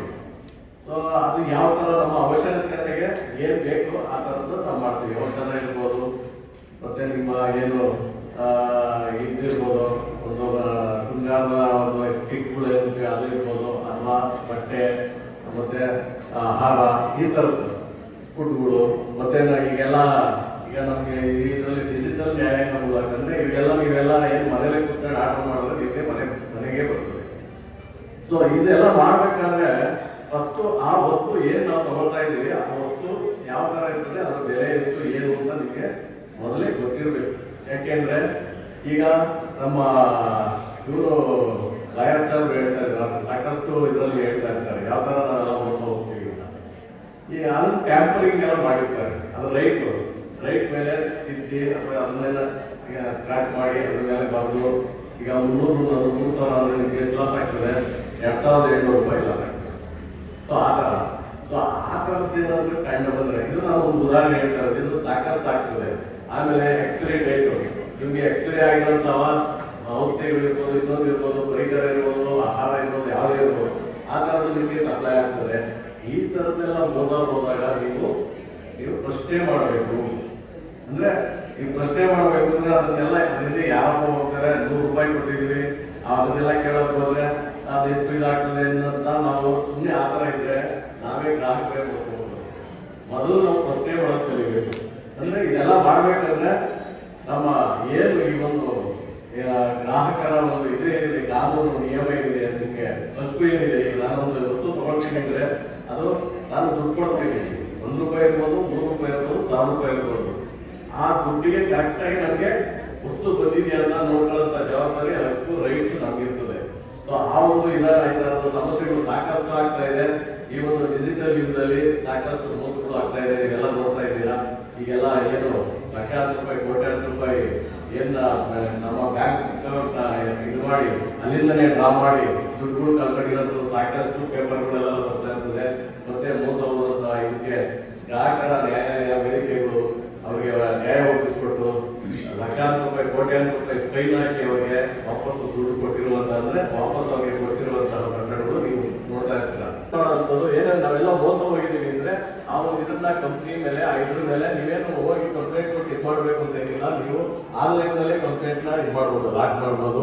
ನಿಮ್ಮ ಏನು ಇಲ್ಲಿ ತಾಲೂಕು, ಜಿಲ್ಲಾ ಮತ್ತು ರಾಜ್ಯ ಗ್ರಾಹಕರ ವೇದಿಕೆಗಳು ಇರ್ತವೆ, ನ್ಯಾಯಾಲಯಗಳು ಇರ್ತವೆ. ಇದ್ರ ಮುಖಾಂತರ ನೀವು ಪ್ರಶ್ನೆ ಮಾಡಿದಾಗ ನೀವು ಆನ್ಲೈನ್ ನಲ್ಲೇ ಆ ಒಂದು ಕಂಪ್ಲೇಂಟ್ ಲಾಕ್ ಮಾಡಿದ್ರೆ ಅದ್ರ ಮುಖಾಂತರ ದಾಖಲೆಗಳು ನೀವೇನು ಪರ್ಚೇಸ್ ಮಾಡಿರ್ತೀರ ಅದೆಲ್ಲ ದಾಖಲೆ ಇದನ್ನೆಲ್ಲ ಒಪ್ಪಿಸಿದ್ರೆ ಅದು ನಿಮಗೆ ನ್ಯಾಯ ದೊರಕಿಸ್ಕೊಡೋದು ಎಲ್ಲ ಪ್ರಾಮಾಣಿಕ ಪ್ರಯತ್ನವು ನಮ್ಮ ಎಲ್ಲ ನ್ಯಾಯಾಲಯಗಳು, ದಾಖಲೆ ವೇದಿಕೆ ಮತ್ತೆ ಇತರ ಸಂಬಂಧಪಟ್ಟ ಎಲ್ಲ ಒಂದು ಏನು ನ್ಯಾಯಾಲಯದ ಇವರು ಇರ್ಬೋದು, ವಕೀಲರು ಎಲ್ಲರೂ ಸಹ ಅದೊಂದು ಮಾಡ್ತಾರೆ. ಆ ಒಂದು ಇದನ್ನ ನೀವು ಈ ಸಂದರ್ಭದಲ್ಲಿ ಏನು ನೀವು ಕೆಲವೆಲ್ಲ ನಿಯಮಗಳಿದೆ, ಇಲ್ಲೆಲ್ಲ ಕಾಂಪ್ಲೆಕ್ಸ್ ಎಲ್ಲ ಕೊಟ್ಟಿದ್ದಾರೆ. ಏನು ಅಕ್ಕಪಕ್ಕದವರು ಮತ್ತೆ ಇವರು ಇರ್ತಾರೆ, ಗ್ರಾಮಸ್ಥರು ಇರ್ತಾರೆ, ಅವ್ರಿಗೆಲ್ಲ ತಿಳಿಸ್ಬೇಕು. ಈಗ ನಾವೇನು ಮೋಸ ಹೋಗೋರು ಯಾವತ್ತೂ ಇರ್ತೀವಿ, ಮೋಸ ಮಾಡೋರು ಜಾಸ್ತಿ ಇದ್ದೇ ಇರ್ತಾರೆ. ಹಾಗಾಗಿ ಈ ಒಂದು ನಾವು ಕ್ವಶನ್ ಕೇಳ್ತಾರಪ್ಪ, ಅದನ್ನ ಇದು ಮಾಡ್ತಾರೆ ಇದ್ದಾಗ ಮೋಸ ಮಾಡುವಂತ ಒಂದು ಅದು ಕಡಿಮೆ ಆಗ್ತದೆ. ಹಾಗಾಗಿ ಈ ಒಂದು ಯೋಜನೆಯ ಸದುಪಯೋಗಗಳನ್ನು ಎಲ್ಲರೂ ಸಹ ಪಡ್ಕೊಂಡು ಈ ಒಂದು ಇದರಲ್ಲಿ ನಮ್ಮ ಏನು ಮೋಸ ಹೋಗುತ್ತದೆ ನಾವು ಒಳ್ಳೆಯ ರೀತಿಯ ಗೂಡ್ಸ್ನ ಮತ್ತೆ ಸರ್ವಿಸ್ನ ನಾವು ಕಂಪ್ನಿಗಳಿಂದ ಪಡ್ಕೊಂಡು ಒಂದು ನಮ್ಮ ಜೀವನ ಮಟ್ಟವನ್ನು ಸುಧಾರಿಸ್ಕೊಳ್ಳಿಕ್ಕೆ ಎಲ್ಲ ರೀತಿಯ ಒಂದು ಅನುಕೂಲ ಮಾಡ್ಕೊಳ್ತೀವಿ ಅಂತ ಹೇಳ್ತಾ ಈ ಒಂದು ಸಂದರ್ಭದಲ್ಲಿ ಮಾತಾಡಲಿಕ್ಕೆ ನನಗೆ ಅವಕಾಶ ಮಾಡಿಕೊಟ್ಟಂತ ವೇದಿಕೆ ಮೇಲಿರುವ ಎಲ್ಲ ಗಣ್ಯರಿಗೆ ಹಾಗೆ ನಿಮಗೆ ಎಲ್ಲರಿಗೂ ನಮಸ್ಕಾರ ನಾನು ಮಾತನ್ನು ಮಾಡ್ತೀನಿ. ಕಾನೂನುಗಳು ಕೇಳಿದ್ದೀರಾ, ಯಾವ್ಯಾವ ವಿಚಾರಗಳನ್ನ ನೀವು ಕೇಳಿಲ್ಲ ಅನ್ನೋದಿದೆ ಮೇನ್ ಅಲ್ವಾ. ನಾವು ಎಚ್ಚರಿಕೆಯಿಂದ ಇದ್ದಾಗ ಮೋಸ ಆಗಲ್ಲ. ಕೊನೆಯದಾಗ ಒಂದು ಮಾತು ಹೇಳಿದ್ರು, ಮೋಸ ಹೋಗುವವರೆಗಿರುವವರೆಗೂ ಮೋಸ ಮಾಡುವವರು ಇದ್ದೇ ಇರ್ತಾರೆ ಅಲ್ವಾ. ಆ ವಿಚಾರನ ನಾವು ಅರ್ಥಕೊಂಡಾಗ ಮುಂದಿನ ಒಂದು ಭವಿಷ್ಯದಲ್ಲಿ, ಮುಂದಿನ ಒಂದು ದಿನಗಳಲ್ಲಿ ನಾವು ಸರಿಪಡಿಸ್ಕೊಂತೀವಿ. ಮೊದಲನೇದಾಗಿ ನೀವು ಹೋಗ್ತಿರುವಂತಹ ಮೋಸಗಳು ಆಹಾರ, roadside food, gobi manchuri, colour ಹಾಕಲ್ವಾ, ಕಲರ್ ಹಾಕ್ತಾರಲ್ವಾ, ಟೇಸ್ಟಿಂಗ್ ಪೌಡರ್ ಹಾಕ್ತಾರಲ್ವಾ, ಅದಕ್ಕೆ ಕಲರ್ ಮಿಕ್ಸ್ ಮಾಡ್ತಾರಲ್ವಾ, ಫುಡ್ ಪಾಯ್ಸನ್ ಆಗುತ್ತೆ. ಒಂದಿನ ತಿನ್ಬಿಡ್ತೀನಿ, 2 ದಿನ ತಿನ್ಬಿಡ್ತೀನಿ. ಅದರಿಂದ WHO ಅವರು ಹೊಸದಾಗಿ ಕ್ಯಾನ್ಸರ್ ಕಾರಕ ಅಂತ ಮಾಡಿದ್ದಾರೆ. ಹೌದಾ? ಕ್ಯಾನ್ಸರ್ ಕಾರಕ ಅಂತ ಮಾಡಿದ್ದಾರೆ. ದಯವಿಟ್ಟು ಈ ರೋಡ್ ಸೈಡ್ ಫುಡ್ ಅಲ್ಲಿ ತಿನ್ಬೇಡಿ ಅಂತ ನಾವು ಯಾವತ್ತೂ ಹೇಳಲ್ಲ. ನೋಡ್ಕೊಂಡು ಕಲರ್ ಹಾಕಿದ್ರೆ ದಯವಿಟ್ಟು ಅದನ್ನ ತಿನ್ನಕ್ ಹೋಗ್ಬೇಡಿ. ಮೊದಲನೇದು. ಎರಡನೇದು ಬಂದು ಫಾರ್ ಎಕ್ಸಾಂಪಲ್ ಸ್ಕೂಲ್ ಮಕ್ಕಳು ಇರ್ತಾರೆ, ಇದಾರಲ್ಲ ಕೆಲವರು, ಪೆನ್ಸಿಲ್ ತಗೊಂತೀರಾಗತ್ತಾ? ಪೆನ್ಸಿಲ್ ನಟರಾಜ, ಅಪ್ಸರ, ಡೋಮ್ಸ್ ಎಲ್ಲ ಕಂಪ್ನಿಗಳಿದೆ. ಇವಾಗೆಲ್ಲ ಡೂಪ್ಲಿಕೇಟ್ ಬಂದ್ಬಿಟ್ಟಿದೆ. ಪೆನ್ಸಿಲ್ ಮೆಂಡ್ ಮಾಡ್ತಾ ಇರ್ತೀರಾ, ಲೆಡ್ಗಳು ಮುರಿದು ಹೋಗ್ತಾ ಇರುತ್ತೆ. ಪೆನ್ಸಿಲ್ ಮೆಂಡ್ ಮಾಡ್ತಾ ಇರ್ತೀರಾ, ಲೆಡ್ಗಳು ಮುರಿದು ಹೋಗ್ತಾ ಇರುತ್ತೆ. ಆದ್ರೆ ನಟರಾಜ ಕಂಪ್ನಿ ಅದೇ ತರ ಸೀಲು, ಅದೇ ತರ ಪ್ಯಾಟರ್ನ್ ಎಲ್ಲೋ ಒಂದ್ ಕಡೆ ಚೇಂಜ್ ಮಾಡಿರ್ತಾರೆ. ಯಾಕಂದ್ರೆ ಟ್ರೇಡ್ ಮಾರ್ಕ್, ಅವ್ರು ಟ್ರೇಡ್ ಮಾರ್ಕ್ ನೋಡಿ ತಗೊಳಕ್ ಆಗಲ್ಲ. ನಟರಾಜ ಅನ್ನೋದು ನಟರಾಜ, ಎಲ್ಲೋ ಚೇಂಜ್ ಆಗಿರುತ್ತೆ. ಇಲ್ಲ ಅಪ್ಸರಾಗೆ ಅಪ್ಸರ್ ಅಂತ ಆಗಿರುತ್ತೆ. ಈ ತರ ಬೇರೆ ಬೇರೆ ಬ್ರ್ಯಾಂಡ್ ಗಳಲ್ಲಿ ನಾವು ಅದೇ ತರ ಕೊಟ್ಟು ತಗೊಂಡ್ಬಿಡ್ತೀವಿ. ನಾವು ನೋಡಲ್ಲ ಹೆಸರನ್ನ. ನಾವು ತಗೊಂಡಾಗ ನಾವು ಅದನ್ನ ನೀಟಾಗಿ ನೋಡ್ಬೇಕು. ಇದೇನಾ ನಾನು ಕೇಳಿದ್ದೇನಾ, ಅವ್ರು ಕೊಟ್ಟಿರೋದು ಇದೇನಾ ಅಂತ. ಇದನ್ನೇ ಹೇಳೋದು, ಮೋಸ ಹೋಗುವವರಿಗೂ ಇದ್ದಾಗ ಮೋಸ ಮಾಡುವವರು ಇರುತ್ತಾರೆ ಅಂತ. ನಿಜ ಅಲ್ವಾ? ಸೊ ಅದರಿಂದ ಪೆನ್ಸಿಲ್ ಒಂದೇ ಅಲ್ಲ, ಇನ್ಕ್ಲೂಡಿಂಗ್ ಪೆನ್ ಅರ್ಧಂಬರ್ಧ ಬರೆಯುತ್ತೆ, ಚೆನ್ನಾಗಿ ಬರೆಯುತ್ತೆ ಸ್ಟಾರ್ಟಿಂಗು. ಆಮೇಲೆ ಎಕ್ಸಾಮ್ ಟೈಮಲ್ಲಿ ಚೆನ್ನಾಗಿದೆ ಹೊಸ ಪೆನ್ ತಗೊಂಡೋಗ್ಬೇಕು ಅನ್ನುತ್ತೆ. ಹೊಸ ಪೆನ್ ತಗೊಂಡೋದಾಗ ಬರೀತಾ ಇರ್ಬೇಕಾದ್ರೆ ಅರ್ಧಂಬರ್ಧ ಒದರ್ತಾ ಇರ್ತೀರಾ, ಇನ್ನೊಂಚೂರು ಬರೀತೀರಾ, ಒದರ್ತಾ ಇರ್ತೀರಾ. ಆದ್ರೆ ನಿಮ್ಮ ಟೈಮ್ ಎಷ್ಟು ವೇಸ್ಟ್ ಆಯ್ತು. ಆದ್ರೆ ನೀವು ಅದಕ್ಕೆ ಸರಿಯಾದ ದಾಖಲೆಯನ್ನು ತಗೊಂಡಿದ್ದಾಗ, ಅಂದ್ರೆ ಬಿಲ್ ಪಡೆದಿದ್ದಾಗ, ಅದನ್ನ ನೀವು ಕನ್ಸ್ಯೂಮರ್ ಕೋರ್ಟ್ ಮುಖಾಂತರ ನೀವು ಆನ್ಲೈನ್ ಅಲ್ಲಿ ಕೇಸ್ ಅನ್ನ ಫೈಲ್ ಮಾಡಿ ನೀವು ಅದಕ್ಕೆ ಆಗಿರುವಂತ ನಷ್ಟನ ಪರಿಹಾರದ ಮುಖಾಂತರ ತಗೊಬಹುದು. ಅರ್ಥವಾಯ್ತಲ್ಲ? ಸೊ ಈ ತರ ನಾನಾರು ಕಾರಣಗಳು, ನಾನಾರು ವಿಚಾರಗಳು ತಿಳಿಯೋದು ಬೇಜಾರಿರುತ್ತೆ. ಸೊ ಆದ್ರಿಂದ ನೀವು ಎಚ್ಚರಿಕೆಯಿಂದ ಇರಬೇಕು. ಎಚ್ಚರಿಕೆ. ಮೊನ್ನೆ ಒಂದು MRP ಔಟ್ಲೆಟ್ ಒಂದು ಕಂಪನಿ ಬಂದಿತ್ತು. MRP ಅಂತ ಹಾಕಿರ್ತಾರೆ ಬೋರ್ಡ್ ನ, ಯಾವುದೇ MRP ಇರಲಿ. ಆದ್ರೆ ಅದು ಹೋದಾಗ ಒಂದು ವಸ್ತು ತಗೊಂಡಿದ್ದಾರೆ, ಅದನ್ನ 122 ರೂಪಾಯಿ ಇದೆ, 135 ರೂಪಾಯಿ ಕೊಡಿ ಅಂತ ಕೇಳಿದ್ದಾರೆ ಕಸ್ಟಮರ್ಗೆ ಅಂದ್ರೆ ಗ್ರಾಹಕರಿಗೆ. ಆ 122 ರೂಪಾಯಿ 135 ತಗೊಳ್ಬೇಕಾದ್ರೆ ಏತಕ್ಕೆ ನಾನು ಇಷ್ಟೊಂದು ಕೊಡ್ಬೇಕು ಅಂತ ವಾಪಸ್ ಉತ್ತರ ಕೊಟ್ಟಿದ್ದಾನೆ. ಇಲ್ಲ ಸರ್, ಇದು ಹೊಸ ರೇಟ್ ಚೇಂಜ್ ಆಗಿದೆ, ನಮ್ಮ ಹತ್ರ ಲಿಸ್ಟ್ ಇದೆ. ಹೊಸ ರೇಟ್ ಚೇಂಜ್ ಆದಾಗ ಗ್ರಾಹಕ ತುಂಬಾ ಚೆನ್ನಾಗಿ ಉತ್ತರ ಕೊಟ್ಟಿದ್ದಾನೆ. ಹೊಸ ರೇಟ್ ಚೇಂಜ್ ಆದಾಗ ಹಳೆ ರೇಟ್ ಅಂತ ಯಾಕೆ ಇಟ್ಟಿದ್ಯಾ? ಹಳೆ ರೇಟ್ ಪ್ರಿಂಟ್ ಇರ್ಬೇಕಾದ್ರೆ ನೀನು ಹಳೆ ರೇಟ್ ಕೊಡ್ಬೇಕು. ಯಾಕೆಂದ್ರೆ ನಿಮಗೆ ಹೊಸ ರೇಟ್ ಬಂದಾಗ ಹೊಸ ಬ್ಯಾಚ್ ನಂಬರ್ ಅಂತ ಬರುತ್ತೆ, ಅವಾಗ ಹೊಸ ರೇಟ್ ಫಿಕ್ಸ್ ಆಗಿರುತ್ತೆ. ಅದಕ್ಕೆ ನಾನು ಕೊಡಕ್ಕೆ ಸರಿಯಪ್ಪ, ನಾನು ಹಳೆ ರೇಟ್ ಅದೇ ಕೊಡೋದು, ನಾನು ಹೊಸ ರೇಟ್ ಕೊಡಕ್ಕಾಗಲ್ಲ. ಅವಾಗ ನಮ್ಮ ಹತ್ರ ಬಂದು ಒಂದು ಕ್ವಶನ್ ನ ಕೇಳಿದ್ರು, ಈ ತರ ಇದೆ ಸರ್, ಏನ್ ಮಾಡ್ಬೋದು ಅಂತ. ಸೊ ಅದಕ್ಕೆ ಅವ್ರಿಗೆ ಹೇಳಿ, ಈ ತರ ನ್ಯಾಯಾಲಯ ಇದೆ, ದಯವಿಟ್ಟು ನೀವು ಇದನ್ನ ಎಚ್ಚರಿಕೆಗೊಳಿಸಿ ಅಂತ ಒಂದು ಮನವಿ ಮಾಡ್ತಾರೆ. ಸೊ ಅವ್ರು ಹೋಗಿ ಅದನ್ನ ಹೇಳಿದಾಗ ಅವನು MRP ಏನಿದೆ ಅಷ್ಟೊಂದು ಮಾತ್ರ ತಗೊಂಡಂತೆ, ಕನ್ಸ್ಯೂಮರ್ ಕೋರ್ಟ್ ಹೋಗ್ತೀನಿ ನಾನು ಫೈಲ್ ಮಾಡ್ತೀನಿ ಅಂದಾಗ MRP ರೇಟ್ ತಗೊಂಡಂತೆ. ಸೊ ದಯವಿಟ್ಟು ಆದ್ರೆ ಅನುಕೂಲನ ಪಡ್ಕೊಳ್ಳಿ. ಅದನ್ನ ಬಿಟ್ಟು ನೀವು ಜಾಸ್ತಿ ನನ್ಗೆ ಗೊತ್ತಿದೆ, ನಾನು ಮಾಡ್ತೀನಿ, ನನ್ಗೆ ಗೊತ್ತಿದೆ ಅಂತ ದಯವಿಟ್ಟು ಹೋಗಕ್ ಹೋಗ್ಬೇಡಿ. ಯಾಕೆಂದ್ರೆ ನ್ಯಾಯ ಎಲ್ಲರಿಗೂ ಒಂದೇ, ನನಗಾಗಿ, ನಿಮಗಾಗಿ, ಮತ್ತೊಬ್ಬರಿಗಾಗಿ. ನ್ಯಾಯ ನ್ಯಾಯ ಅಲ್ವಾ? ಓಕೆ, ಇದೆರಡು ಮಾತನ್ನ ಹೇಳ್ತಾ ನನ್ನ ಮಾತುಗಳನ್ನು ಮುಗಿಸ್ತಾ ಇದ್ದೀನಿ. ಜೈ ಹಿಂದ್, ಜೈ ಕರ್ನಾಟಕ. ನಿಮಗೆ ಈ ವೇದಿಕೆಯಿಂದ ವಂದನೆಗಳ ನಮನ. ಮಾನ್ಯ ಅತಿಥಿಗಳೇ, ಧನ್ಯವಾದಗಳ ಸ್ಮರಣ ಎಂದು ಹೇಳುತ್ತಾ ರಾಷ್ಟ್ರೀಯ ಗ್ರಾಹಕ ದಿನಾಚರಣೆಯನ್ನು ಅರ್ಥಪೂರ್ಣವಾಗಿ, ಜಾಗೃತಿಯಿಂದ ಹಾಗೂ ಯಶಸ್ವಿಯಾಗಿ ನೆರವೇರಿಸಲು ಸಹಕರಿಸಿದ ಎಲ್ಲರಿಗೂ ಪೂರ್ವಕ ವಂದನೆಗಳನ್ನು ಸಲ್ಲಿಸಲು ಈ ವೇದಿಕೆ ಮೇಲೆ ಬರುತ್ತಿದ್ದಾರೆ ಪುಷ್ಪಲತಾರರು. ಈಗ ಕಾರ್ಯಕ್ರಮದ ಯಶಸ್ವಿಗೆ ಪಾತ್ರರಾದ ಎಲ್ಲರನ್ನ ಅಭಿನಂದಿಸುವ ಕ್ಷಣ. ಈ ದಿನ ನಾವು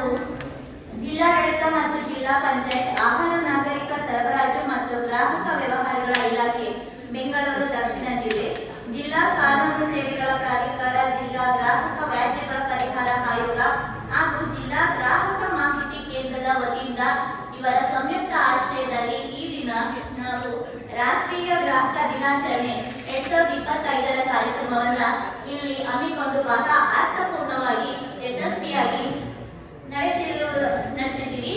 ಇಲ್ಲಿ ಏನು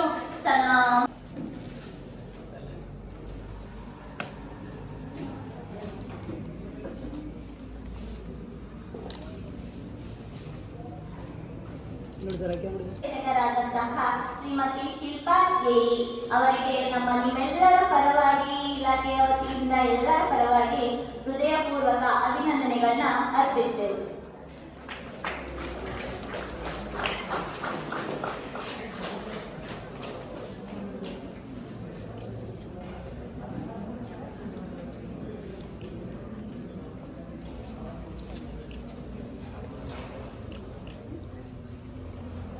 ಸುಜಾತ ಮೇಡಮ್ ಅವರಿಗೆ ನಿಮ್ಮೆಲ್ಲರ ಪರವಾಗಿ ಹೃತ್ಪೂರ್ವಕ ಅಭಿನಂದನೆಗಳನ್ನ ಅರ್ಪಿಸಿದೆವು.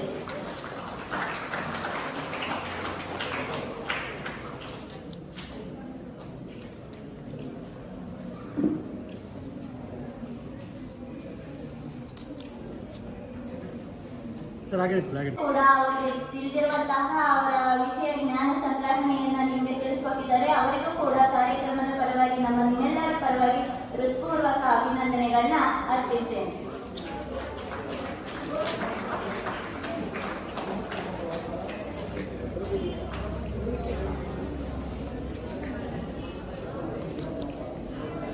ಸಂಪನ್ಮೂಲ ವ್ಯಕ್ತಿ ಕನಕಪುರ ತಾಲೂಕು ಇವತ್ತು ಕಾರ್ಯಕ್ರಮಕ್ಕೆ ಗ್ರಾಹಕ ಸಂಪನ್ಮೂಲ ನಿಮ್ಮೆಲ್ಲರ ಪರವಾಗಿ ಹೃತ್ಪೂರ್ವಕ ಅಭಿನಂದನೆಗಳನ್ನ ಅರ್ಪಿಸ್ತೇವೆ.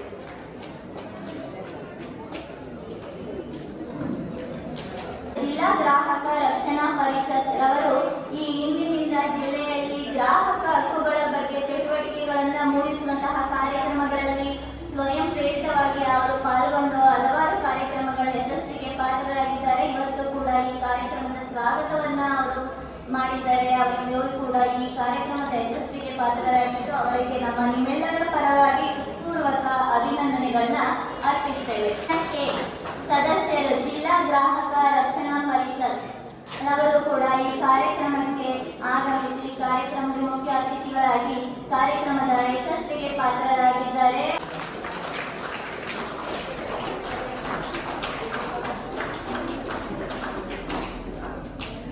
ಗಣೇಶ್ ಅವರು ಈ ಕಾರ್ಯಕ್ರಮದ ಯಶಸ್ವಿಗೆ ತುಂಬಾ ಶ್ರಮಿಸಿದ್ದಾರೆ.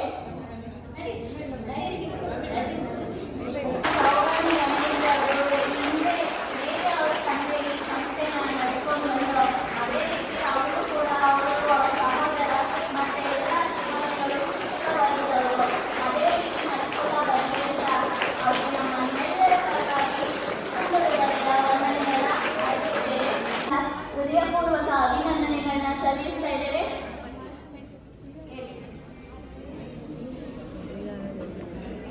ಮತ್ತೆ ಶ್ರೀಮತಿ ಯಾಸ್ಮಿನ್ ಮೇಡಮ್ ಅವರು ಈ ಸಂಸ್ಥೆಯ ಮುಖ್ಯ